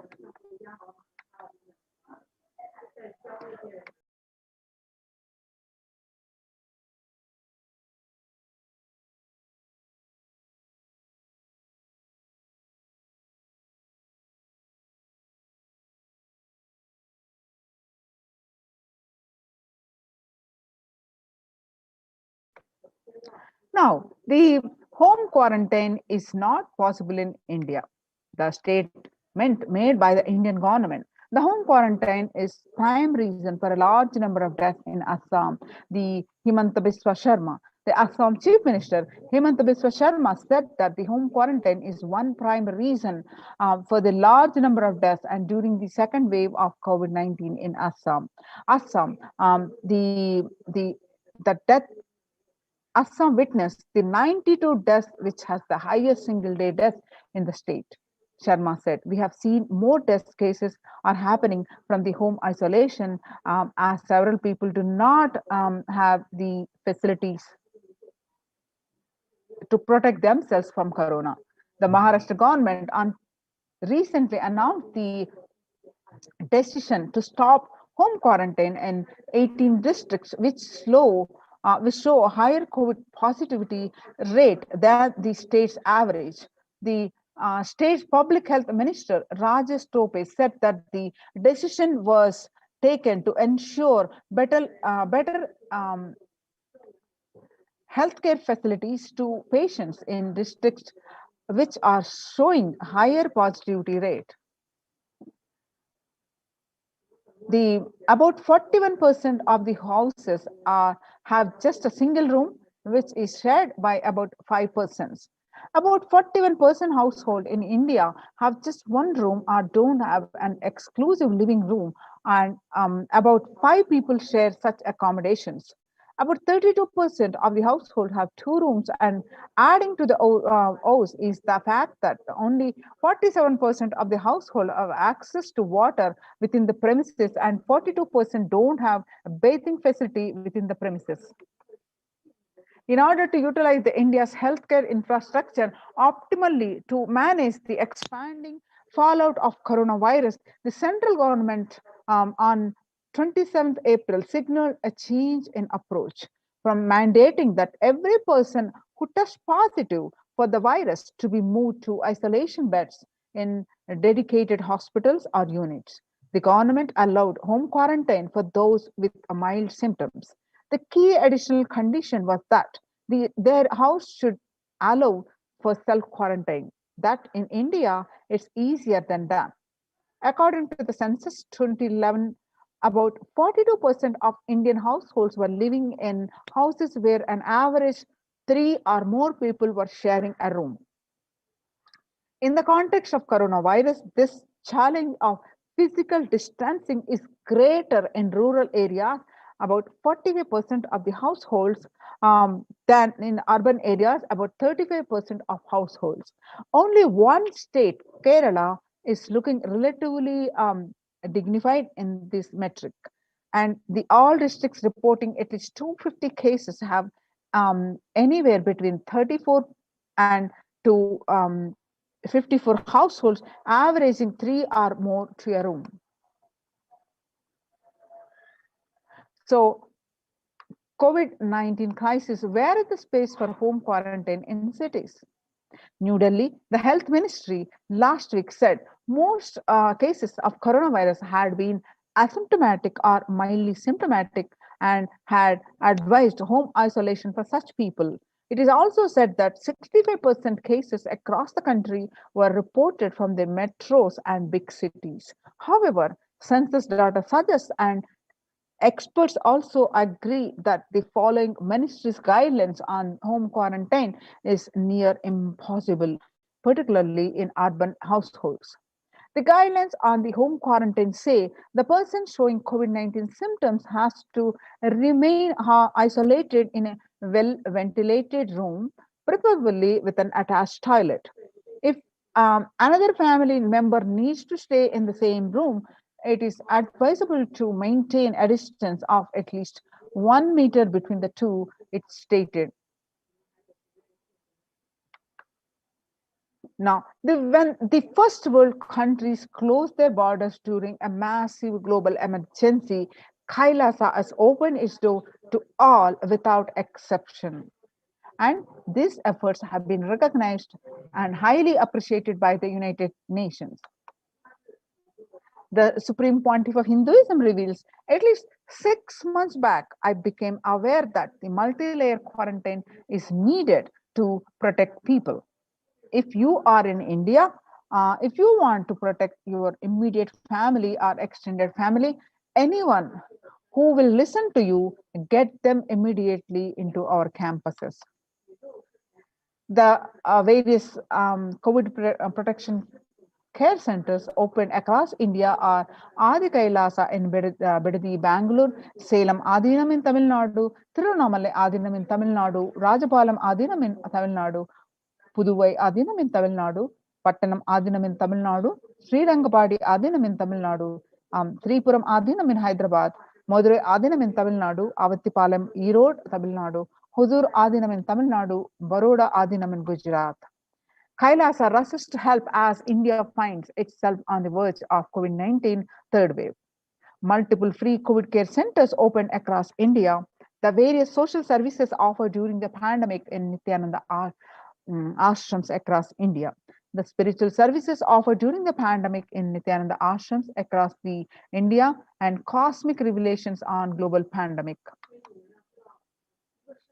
The free social services offered during the pandemic in Nithyananda ashrams across India includes medical care, which includes allopathy, Ayurvedic and Siddha medicine, fire safety equipment medicine, infrastructure to accommodate thousands, accommodation for multi-layer quarantine, emergency ambulances and ICU on wheels, personal protective medical equipment, groceries collected for Annadan, and organic farming. Join now in these Kailasa's COVID care protection centers. Register now through the link below, https://kailasa.org/Kailasa care. Now, let us see some of the glimpses from Kailasa's Department of Health on COVID protection for Adi Kailasa Sarvajnapeetham. The immunity boosters and COVID care supplements procurement allopathy immune boosters include zinconia, vitamin D, and vitamin C. Through Ayurvedic medicines, immunity boosters are being provided to protect all the residents of Adi Kailasa Sarvajnapeetham.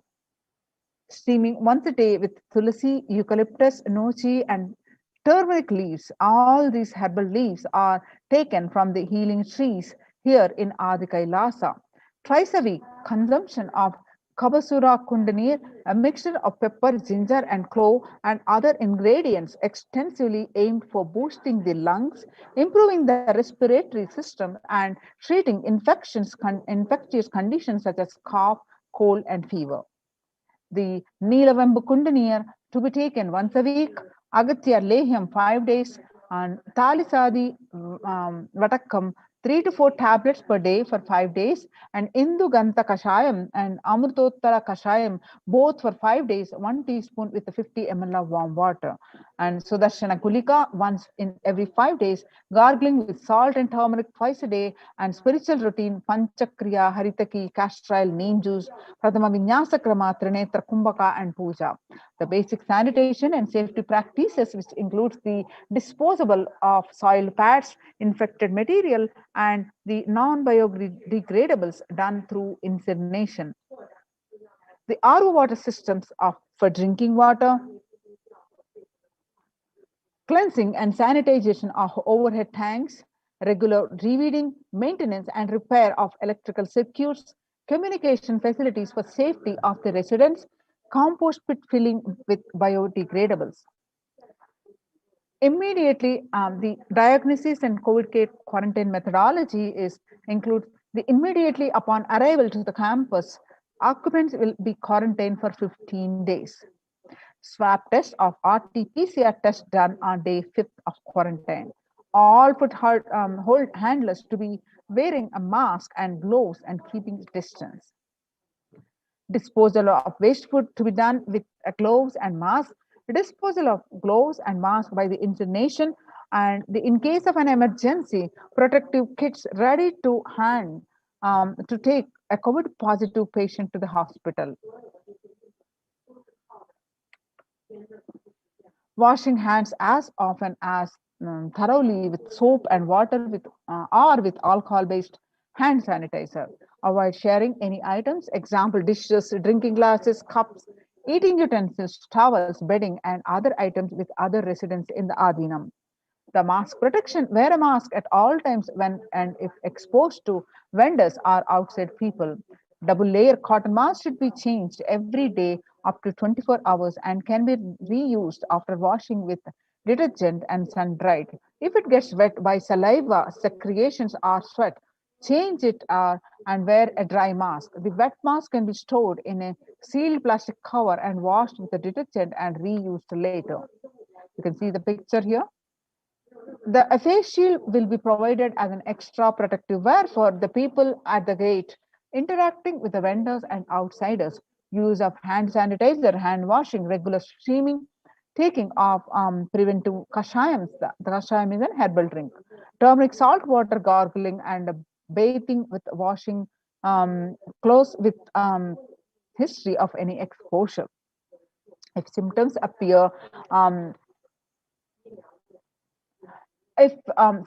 appear, cough, fever, difficulty in breathing, he or she should be immediately inform the medical person in charge immediately.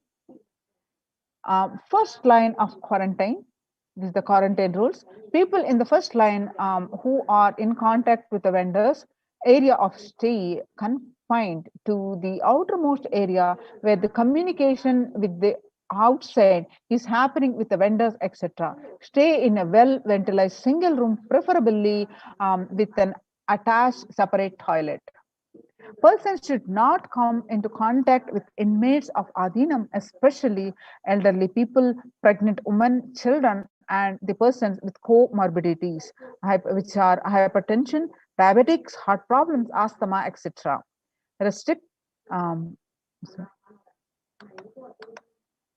Restricts his or her movement within the area room, the first line of quarantine. All parcels received at the gate to be sanitized, spraying with disinfectant. These are the delivery of packages. All deliveries will be contactless delivery. Wearing of free coverings and hand gloves are mandatory if contactless delivery is not an option or request the delivery to be left in a protected and isolated place. The outer packaging of the item or product will be disposed before it enters the adhinam. The packages will be quarantined before being delivered. All the delivery bags, boxes, containers will be thrown away after transferring the items to their respective places. The surfaces of the packages will be cleaned with a simple disinfectant and left to dry.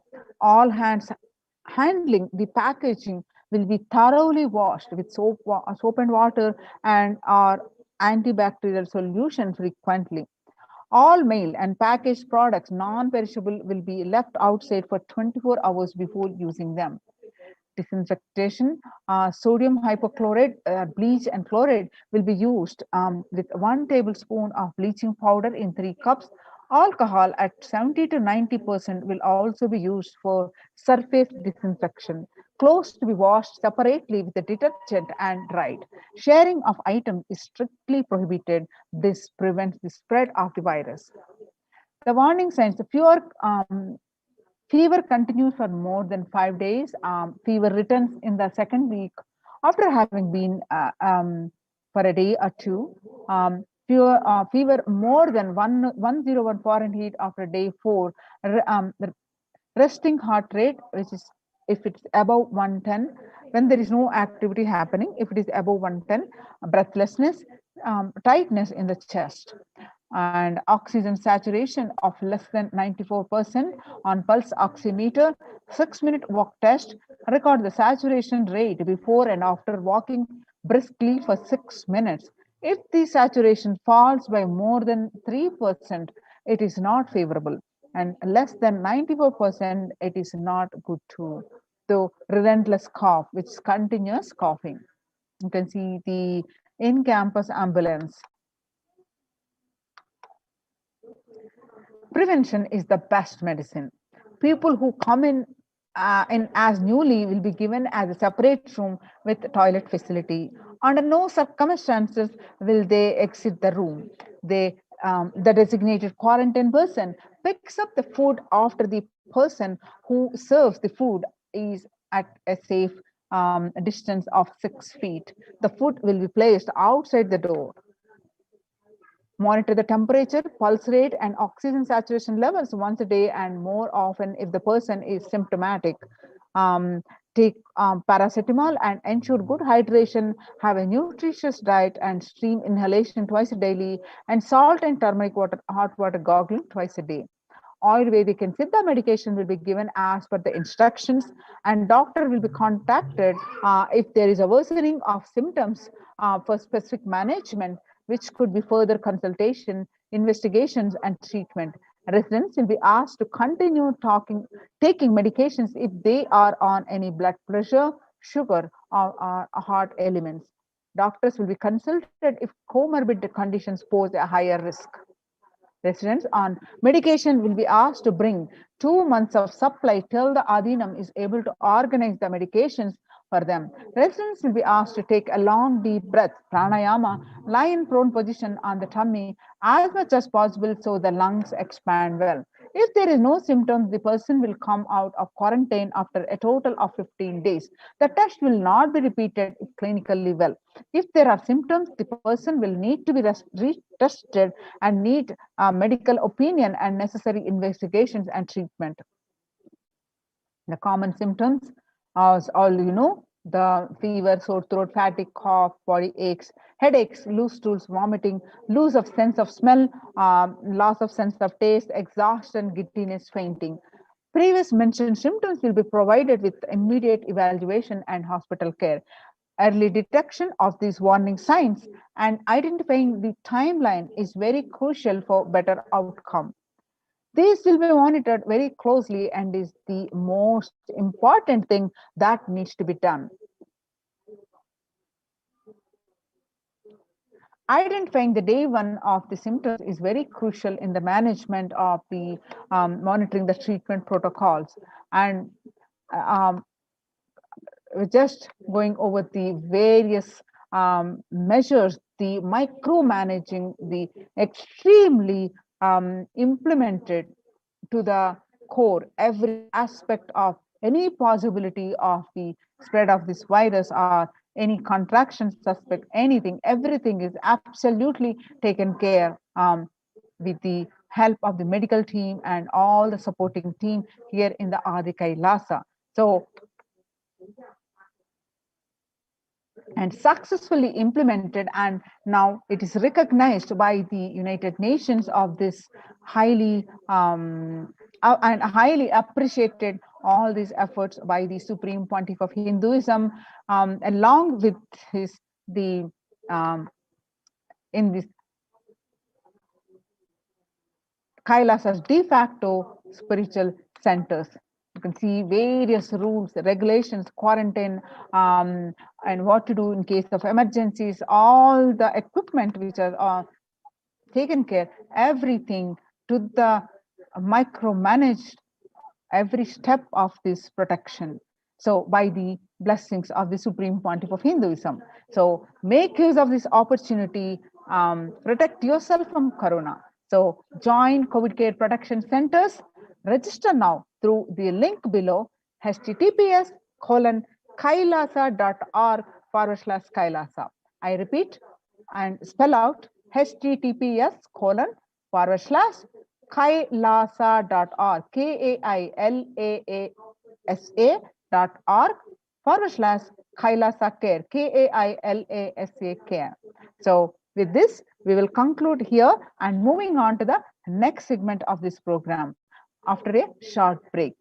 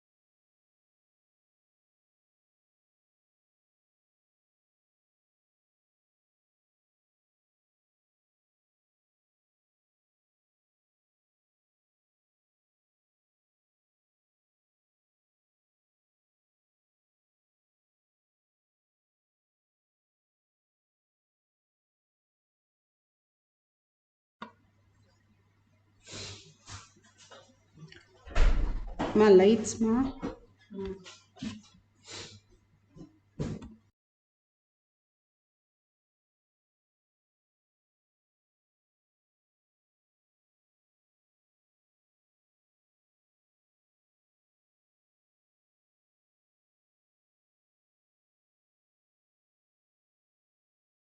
With the Sadguru Vandanam. Nithyanandam Paramashivoham Kevalam Jnanamurtim Dvandvatitam Gaganasadushnam Tattvamasya Lakshyam Ekam Nityam Vimalamachalam Sarvadi Sakshi Bhutam Bhavatitam Trigunarahitam Sadgurum Tam Namami. Let's go through the disclaimers. Security measures. No photography, video, audio recording.